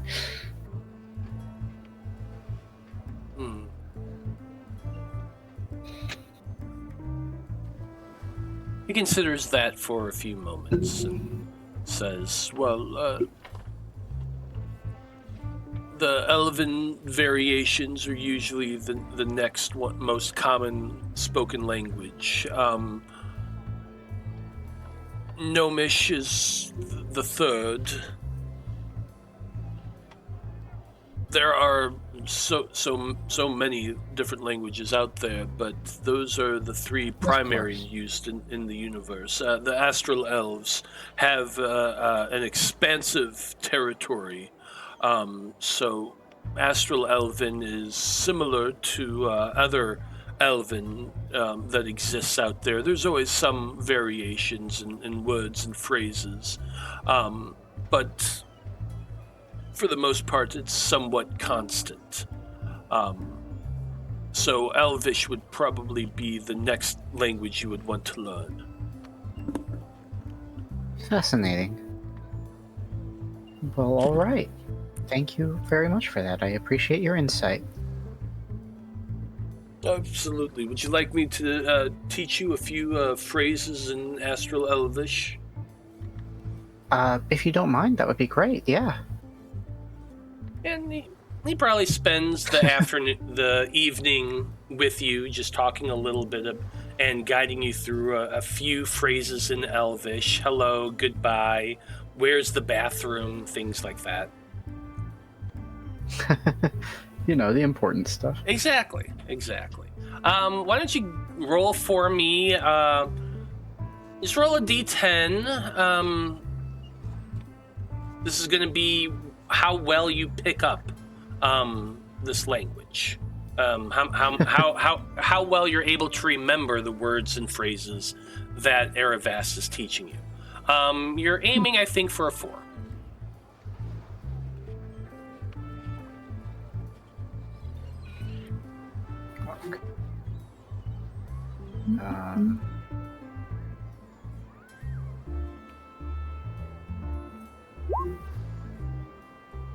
No, I guess not. We're just not doing things today. No. Yeah, with a 7, like Eravast eventually, when he goes to bed, he's kind of frustrated by the fact that you just weren't picking it up. Oh no. Dreezy, you've spent your evening in your workshop. What were you working on?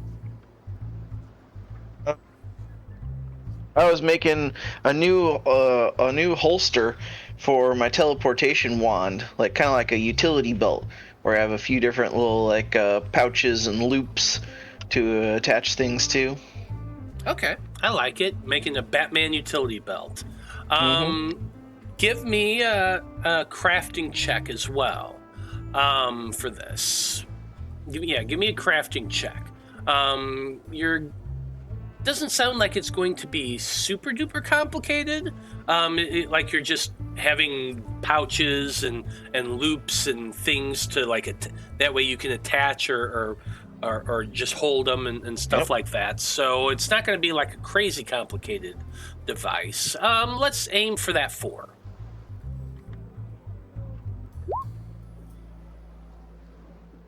A 2. Nice.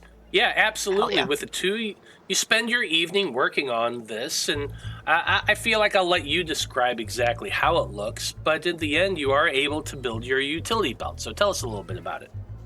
Oh yeah, it's sick. So I got a bunch of little different compartments, either for little explosives or flash powder or whatever may have. I got like a nice little holster with a clipping top for my teleportation stick. And I got a little loop on the back that I can carry around like another weapon, a dagger or a little club or what we have. What do we have? I think I have a dagger and a crossbow. Yeah, dagger and crossbow. Don't you have a magic dagger? Oh yeah. I keep forgetting about that magic dagger. Yeah, I put that right on the front. Quick draw, magic dagger. Stab you in the eye. Love it. Okay, so yeah, you got yourself a new utility belt to hold all your different gadgets and whatnot. All right. Dr. Bloom, you are spent your afternoon and evening working on potions, or at least trying to make them in your medical bay. So why don't you go ahead and give me a roll as well? Perfect success will end up getting you 5 of them. Okay. Let's say we're going to aim for a 4. If you're able to get a 4, you've made 3 of them. If you're able to get a 2 or higher, you've made all 5. Okay.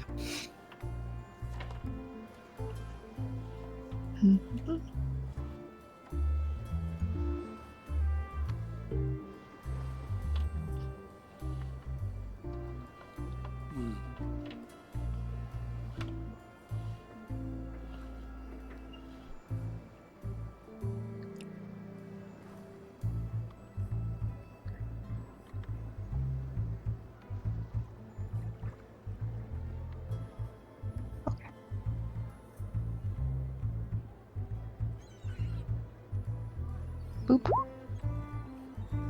It's a 9. Damn. Ooh. Ouch. Yeah, so that does not go well for you. You start working on your potions, and you get your ingredients into the cauldron. You get the cauldron lit in the kitchen, and then you go off to inventory what supplies you do have. And you kind of get engrossed in that. And from across the ship, you begin smelling something burning. You go running back to the kitchen to find that you had left it on the high heat for far too long, and you've scorched the ingredients that you have. So the bad news is you've lost components to make 2. Okay. So So been there. yeah.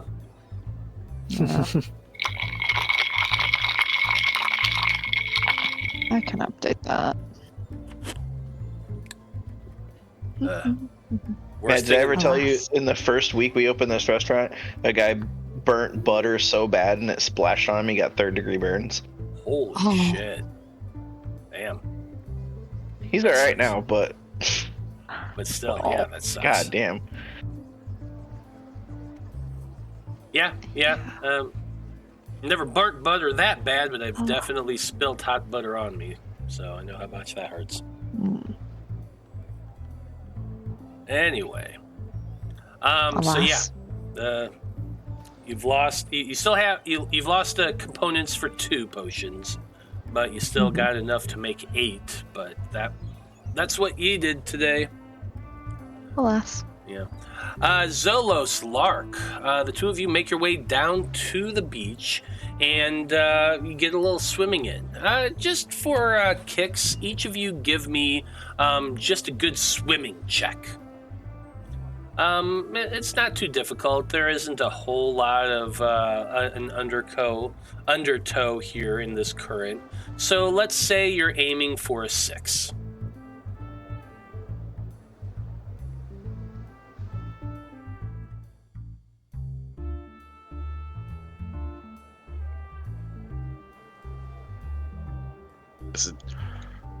With my webbed hands and feet and my breathe underwater, what's that gonna get me anything? What does the webbed hands and feet give you? Your webbed appendages make you an excellent swimmer. You can swim at normal speed. I guess it, pretty much. I guess if it's a movement checks if needed, and then I can breathe underwater. But DM would require checks for breathing dirty water. I mean. I was wondering, could we argue whether or not this water is dirty? Probably, because there's got to be some sort of stuff leaking out from all these spaceships that are docked here. But ignoring that, let's just say that the fact that you have webbed hands and feet and can breathe underwater, you can roll a d8 for this check. Right.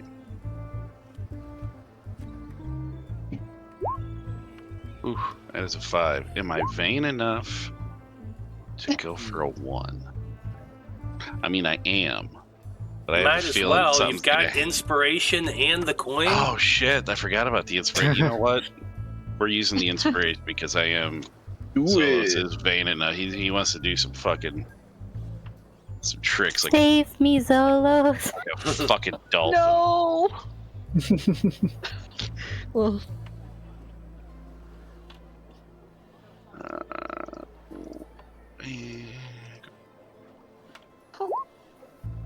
Well, he passed them both, but no dolphin tricks. He's just being normal. But see, Lark might need it. I passed them both. Can I help Lark not die by passing them both? Yeah, Lark kind of starts doggy paddling out into the water a little bit, and then just immediately sinks like a stone. I guess little arms and legs. He'd swim out and kind of get them, and kind of like get Lark up and turn Lark over onto their back. At least, for the moment, it's all right. Just kind of tread water. Just gently put your arms out of sight. You just keep floating, all right? I'm just gonna hang on. I'm just gonna hang on with one hand to him. Hey, that's fine. That's fine. It's like your body floats. You know that, right? Lark, roll to maintain your composure. Let's see whether or not you have a panic attack right. once I guess. Zolos gets you up and on your back. I guess in this situation, I would be kind of an authority figure on the matter. Great. Roll a d12, and you're aiming. I think you're aiming for a 5 here.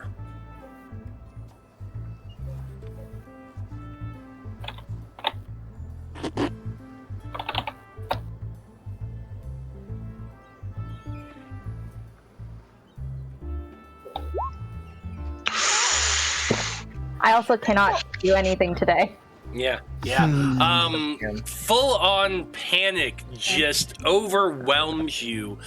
You latch onto Zolos with like a vice grip as you just start freaking out.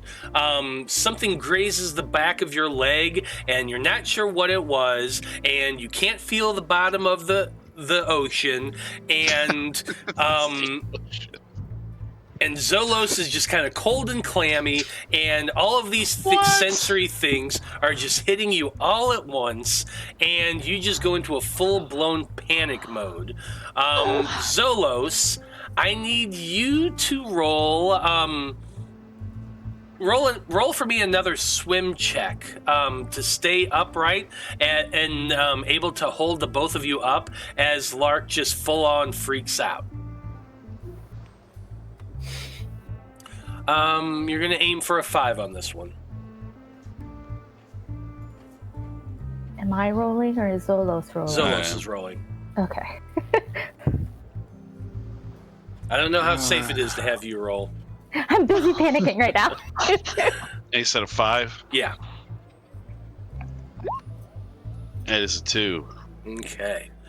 Fortunately, with Zolos' powerful legs, he's able to maintain a good stride here in the water and keep you both afloat and your heads above water. Even as Lark is panicking and kicking and splashing and wiggling about, Zolos I just koala onto Zolos. Yeah. Oh. And like you lock his arms in place, and he's having to just kick with his legs to keep you both up, your heads above water, and push you both back towards the shore. You are able to get her back to shore, Zolos. And once you hit the shore one more time, and your feet can actually touch the bottom again, Lark, you just hear a lot of laughter. Like, all of the sailors that are on the docks, they were watching this whole thing, and, like, even the beetloids are making this weird kind of sound that you can only guess is laughter from their species. Just thinking back to Fab 5. When Eloise went into the water after his brother, didn't the sailors laugh at them then too, or did the big sea creature I think came after us, and so maybe there wasn't? No, the big sea creature was later. All right, I was to say I thought there was. Yeah, I think there was sailors laughing. Yeah, Matt, you are all right. Stay away from a water every time from now on, Alyssa, because he's gonna have somebody laugh at you. Oh no! You asked for someone to come with you. Yeah. Hey. It's not safe to go alone, buddy system. It's gonna be okay. You're fine. This is my. Hey. I've got you. And he's gonna kind of just stay with her, hold on to her. He's like, it's fine. I'm not going to let anything happen to you here, okay? Forget all those people. They don't matter. It's like, just stay with me right here. And he's going to kind of just hold Lark's hands, be like, just stay with me in the moment. Think of yourself as a leaf on the water, just floating along. He's going to have a full-on guru, like, just he's going to be like, you're just a leaf on the water, floating along in the stream, okay? It's like, hey, I taught the kids back home how to, so I used to teach a local swim class. Well, all right, I was mandated by the local magistrate to teach a swim class. That's a community service is a wonderful thing, by the way. I got in trouble. I had to teach the kids how to swim. I wanted to drown a few of them, but then I learned how to speak to them on their level. You just gotta be nice and calm. Okay? Let's do a persuasion check from you, Zolos. Real quick. You're aiming. Oh God, what is Lark's emotional state right now? What do you think this roll needs to be, Lark? I don't know. Okay, hang on. You're a pretty persuasive guy, right? Oh, yeah. Okay. Like, what die are you rolling? I'm trying to figure out a percentage here. He's got a 6 for this. 6? Yeah. Okay. You're gonna have to roll. You're gonna have to roll a 2. All right, we're gonna go ahead and burn my token then. Okay, using that random Rhapsody coin. Stretch a little bit before I click this button. So, Matt, you said we're now in shallow water, like I can stand, right? Yeah, you can stand now. Yeah. So still 2? Since you're on solid, you got your feetsies on the toe. I'll go for a 2. Yeah. Come on, let's see it. Yes! Yeah, You're okay. ready to run through a brick wall for Zolos. Yeah, I stay.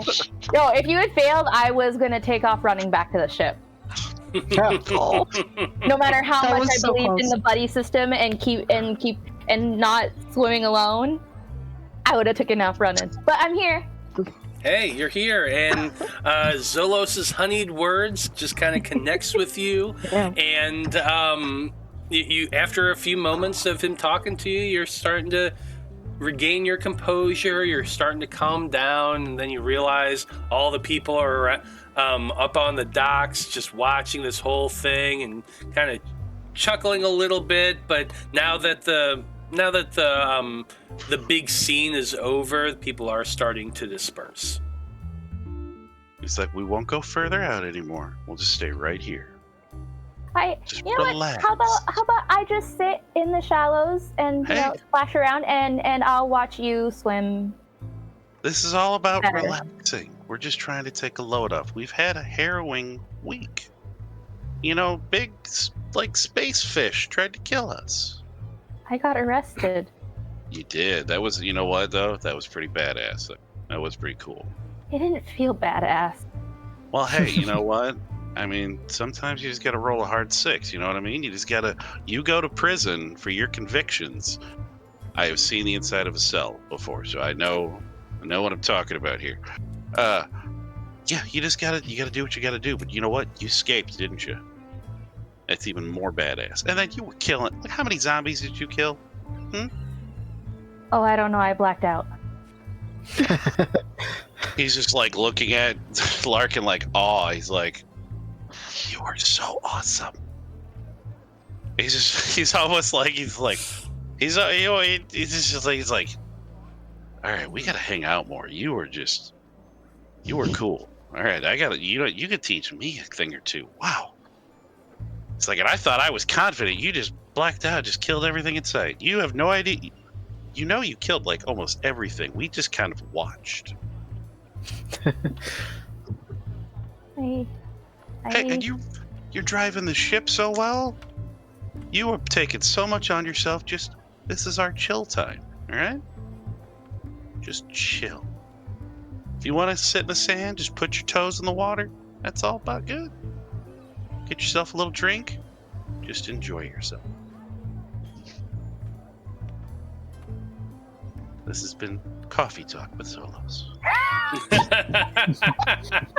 Yeah, this is like probably the happiest he's been. Like, it's like what he said about like 6 to 8 months since they left. So yeah, this is like, he is finally feeling like himself again. He is back in his element. He is just, even just to stand in the water is what he needed. Yeah. And so yeah, he's just like, you know what? I'm gonna swim a little bit.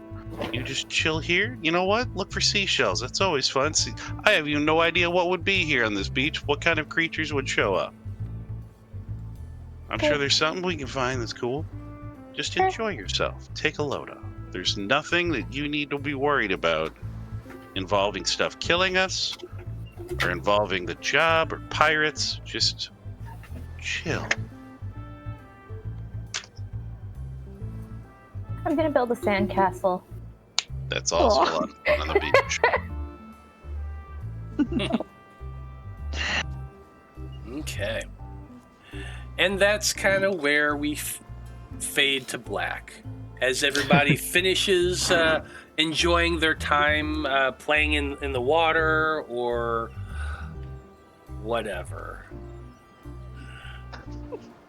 Eventually you all make your way back to your rooms and settle in for a good night's rest. So if anybody needs to heal up or anything, now's probably the time to do that.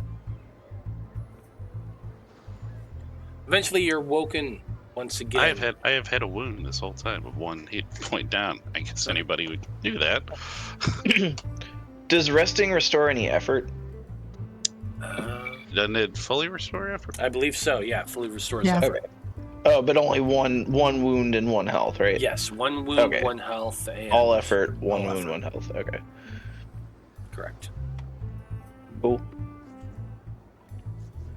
The dawn greets you.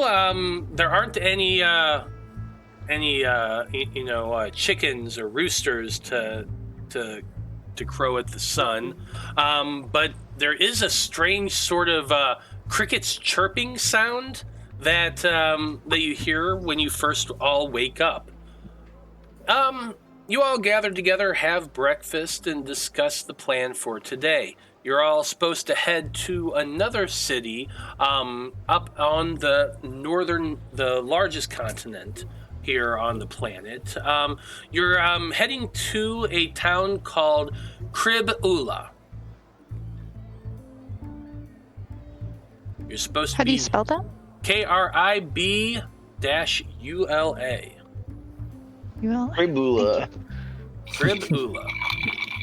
Crib-Ula. And you're supposed to be heading to a specific location. It says landing pad number 6, east side of the city.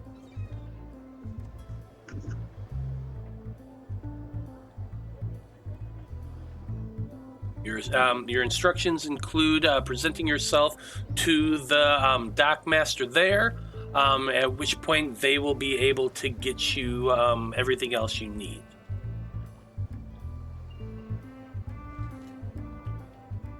Nope. So after some discussion, you all set out for your next location. Under the directive of what you've been told since you started this journey, you can't take off in view of this town. You actually have to take your boat and sail it out into the open ocean before you can take off once again. Fortunately, you have all gotten fairly used to flying your ship at this point.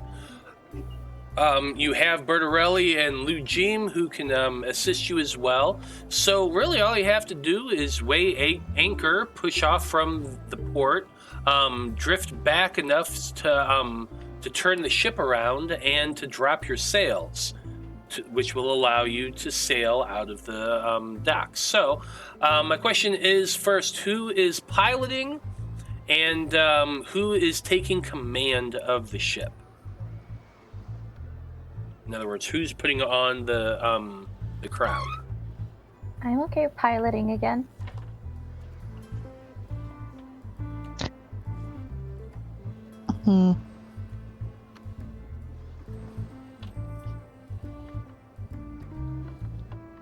Who's feeling lucky? Oh, wow. I mean, that's my hesitation. I'm like, oh.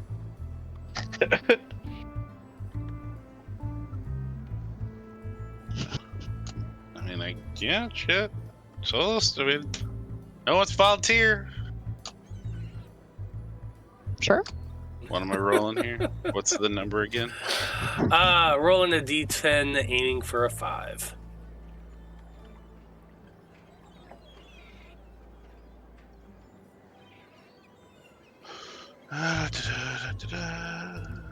And Lark, give me a piloting check. This is also a 5. Yep, that's how I was gonna go. That's an 8. Fuck. Now he's got a headache.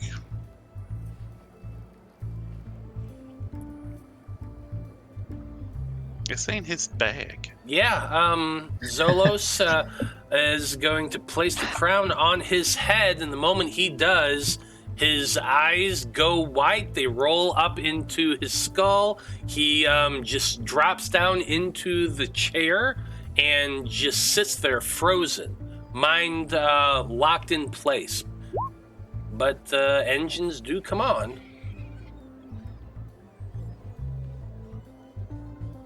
Zolos is out of commission. I rolled a 1. Nice. Dang. Yeah. With your expert piloting skills, you are able to navigate the ship away from the dock and out into the open ocean. Zolos is out of commission. If someone wants to try to take off the crown and take his place, you can. Otherwise, we're not going to be hearing from Zolos for a minute because he is just in a trance. Oh my god. Alright, it's time to do my duty as the captain. Give me that crown. So you're jumping onto Zolos' lap and taking the crown off his head? Yeah. Zolos, please let you this work. come to consciousness in time to see Boomy standing on your legs, his face right in yours, as he's holding the crown. Oh, I know I didn't drink enough for this. What is going? Did I drink a lot? I'm pretty sure I wouldn't have had sex with a goblin. What's going on? What happened? Where am I? Everybody be quiet. Alright, I put the crown on. Be quiet, be quiet. Drop the crown down on you. Roll that d10, aiming for a 5. Boomy.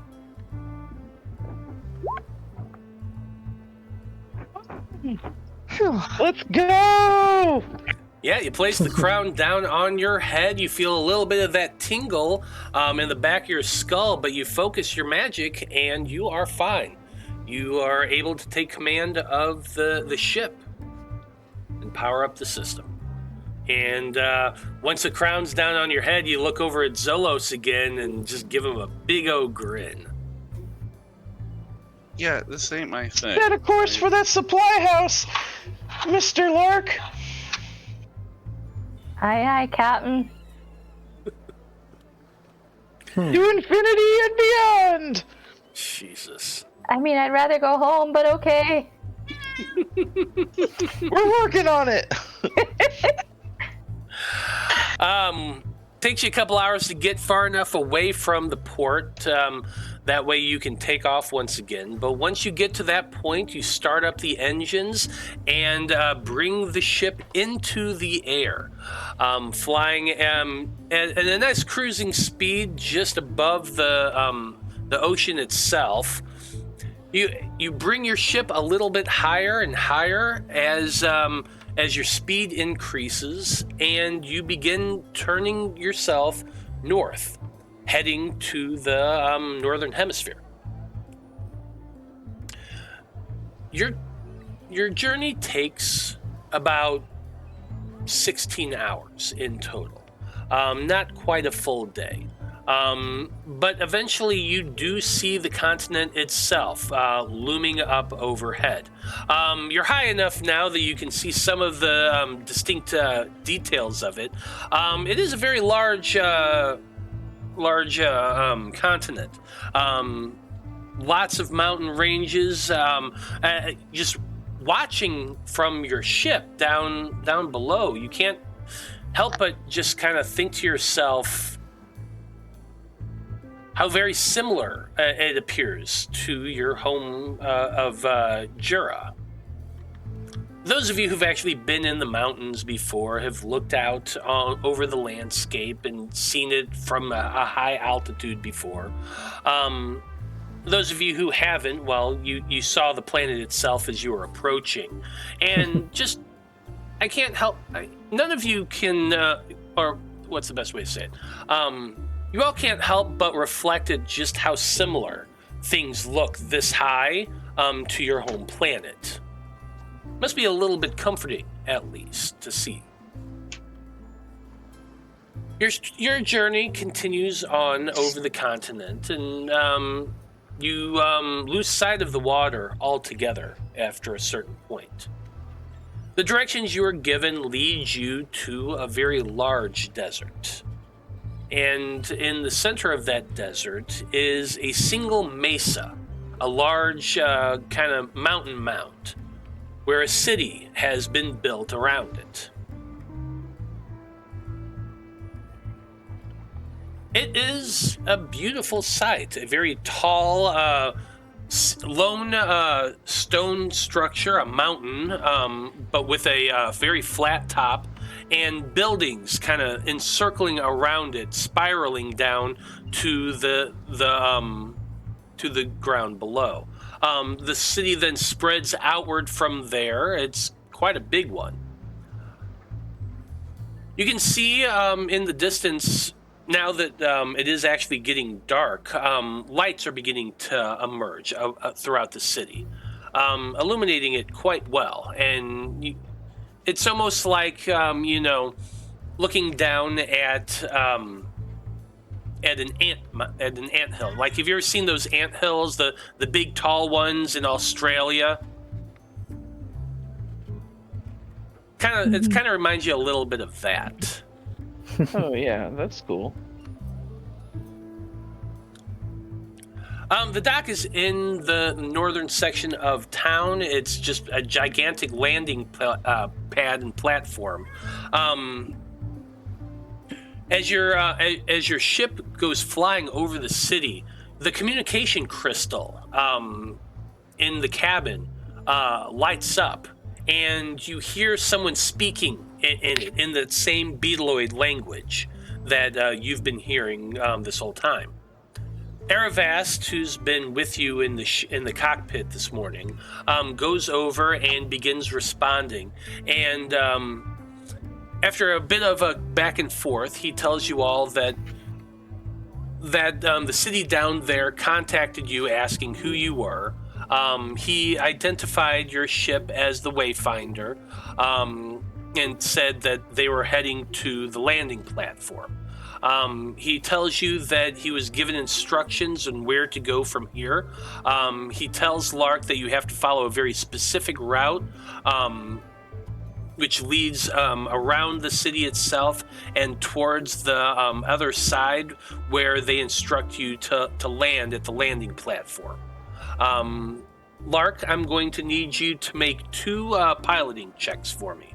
One to see if you're able to follow these instructions, and then the next one to land the ship. Both of them have the difficulty of 5.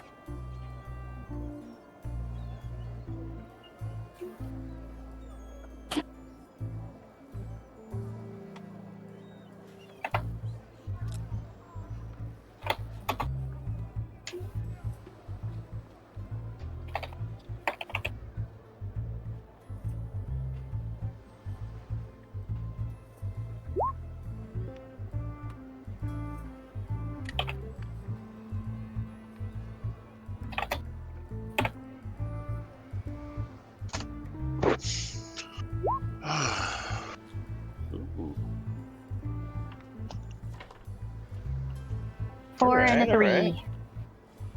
4 and a 3, very nice. Without issue, you're able to follow the instructions and land on the landing platform that you've been directed. It takes you about an hour to do this, and the sun has fully set by the time you do land on the platform. Once the ship is down and secured, you are approached by a man, an actual, another Bedaloid, who speaks with Aravast for a little bit once you lower the gangplank and allow him to board your ship. Aravast explains the situation, that you're here to pick up the supplies. He hands over the paperwork. The Bedaloid looks through them and tells you that they will that your supplies will be delivered first thing in the morning. To remain there, and it will be delivered. He tells you that fortunately, what's the name of it?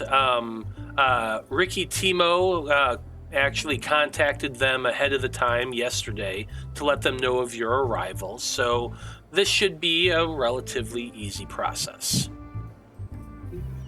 Oh, good. Yeah, it's lovely to hear. Do you all plan on leaving the ship and exploring the city, or are you just going to wait it out here, pick up your things, and leave? After the way yesterday went, I'm pretty happy just staying here.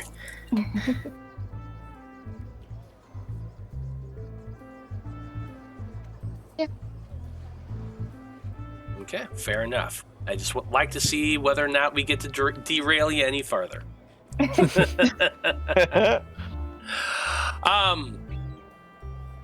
You all just bed in, bunk down after seeing to your various daily tasks, and bright and early the following morning, you are awoken to see that Bertarelli and Lou Jeem is overseeing the loading of the remaining cargo to your ship.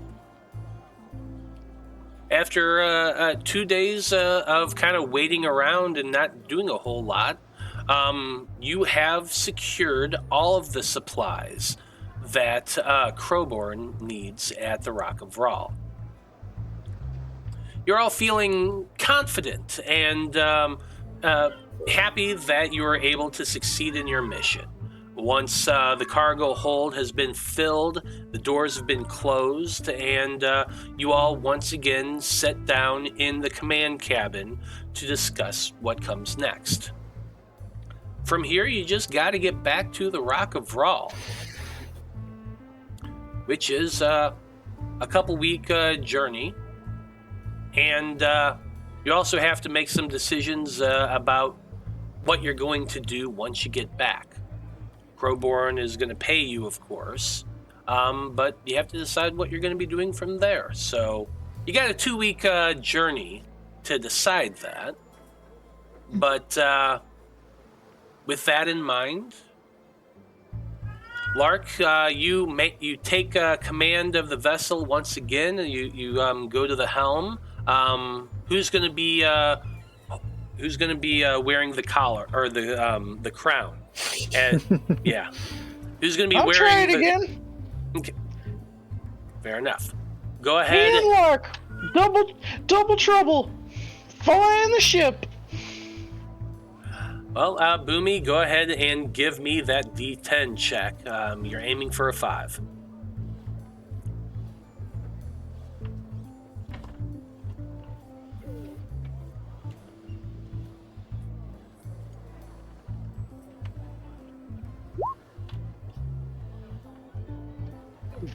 Oh, Well, I'm gonna use my lucky ability because I rolled the highest I could on a check.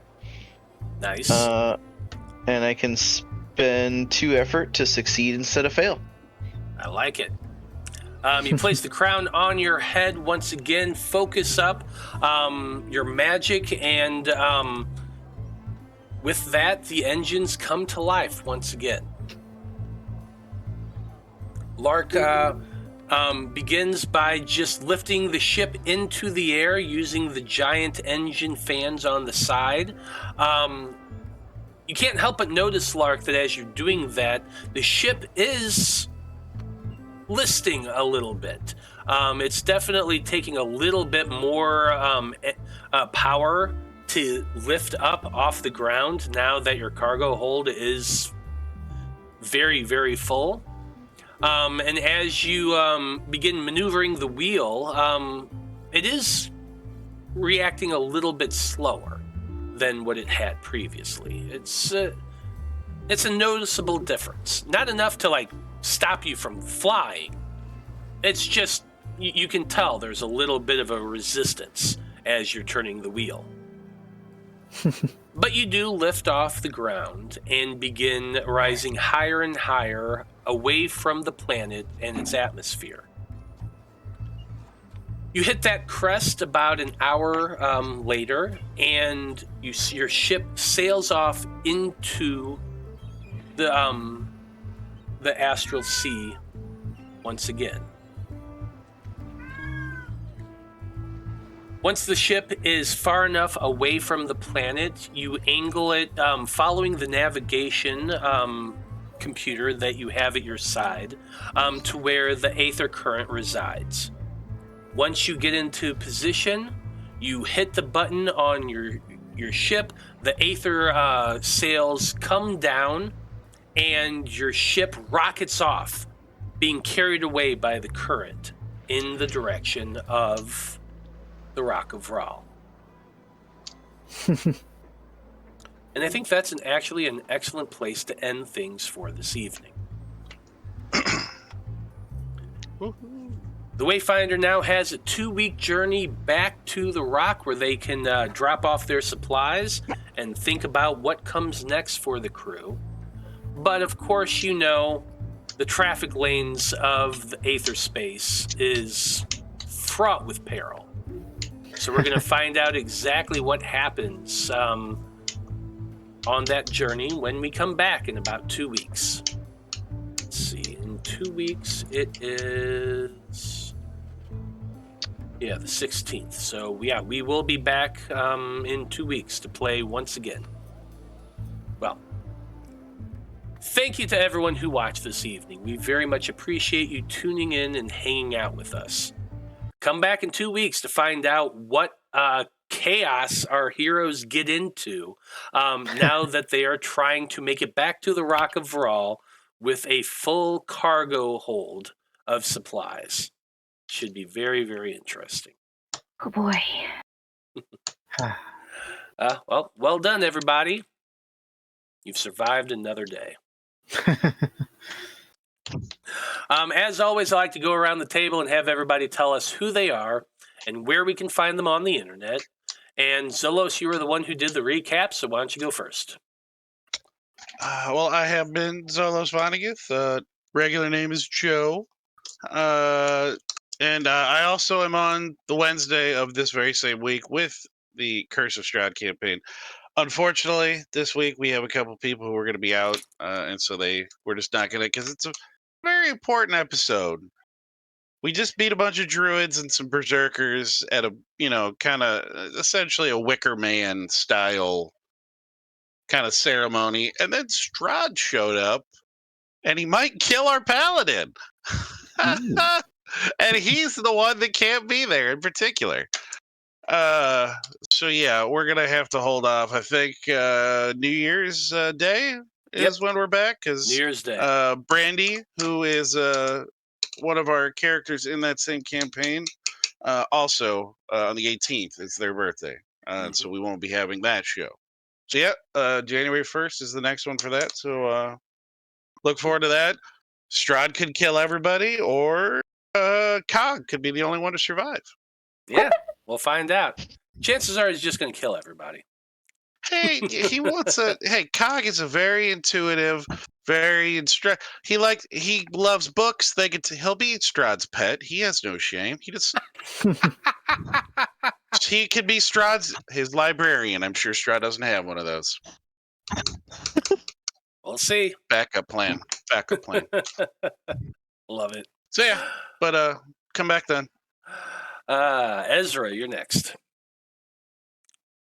Hi, everybody. I am your ever so delicate Dr. Ezra Bloom. In real life, my name is Nico, and you can find me on the internet at Static Blue Stray. Always happy to be here. Heck yeah. Boomy, you're up next. Yo, I'm Dreezy Boomy. My name's Coins. And if you want to find me on the internet, everything is at Devil Fetish. Heck yeah. He makes bomb cheese curds, by the way. If anybody wants some. Holy shit, they're good. Yeah. I like spicy food and cheese curds. Great ending. Lark, you're up next. Oh boy. Hi, I'm Lark, also known as either Serenity or Alyssa. I'm not really on the internet all that much. You can check out my Instagram where I post a bunch of the nerdy crochet stuff or just plain old cutesy crochet stuff that I make. Matt's got a straw. Nico's got a trans kitty. I was also commissioned to make a 3-foot pickle for my nephew for his Christmas gift. So here's that. Nice. Oh, goodness. It's ginormous. Yeah. Or if you're into LARPing, hey, can I maybe advertise a LARP I am a part of? It is Bikalin, the largest LARP in North America. Yeah, maybe if you go, maybe I'll see you at the Grand Bataille, and if you see me, say hi. Heck yeah. I'm so awkward at this. I've been doing this for how many years, Matthew, and I'm still so awkward. Yeah, that's true. You've That's been doing why it for a long it's time. Hey, you do great. You do great. Skarn, you're up next. Yeah.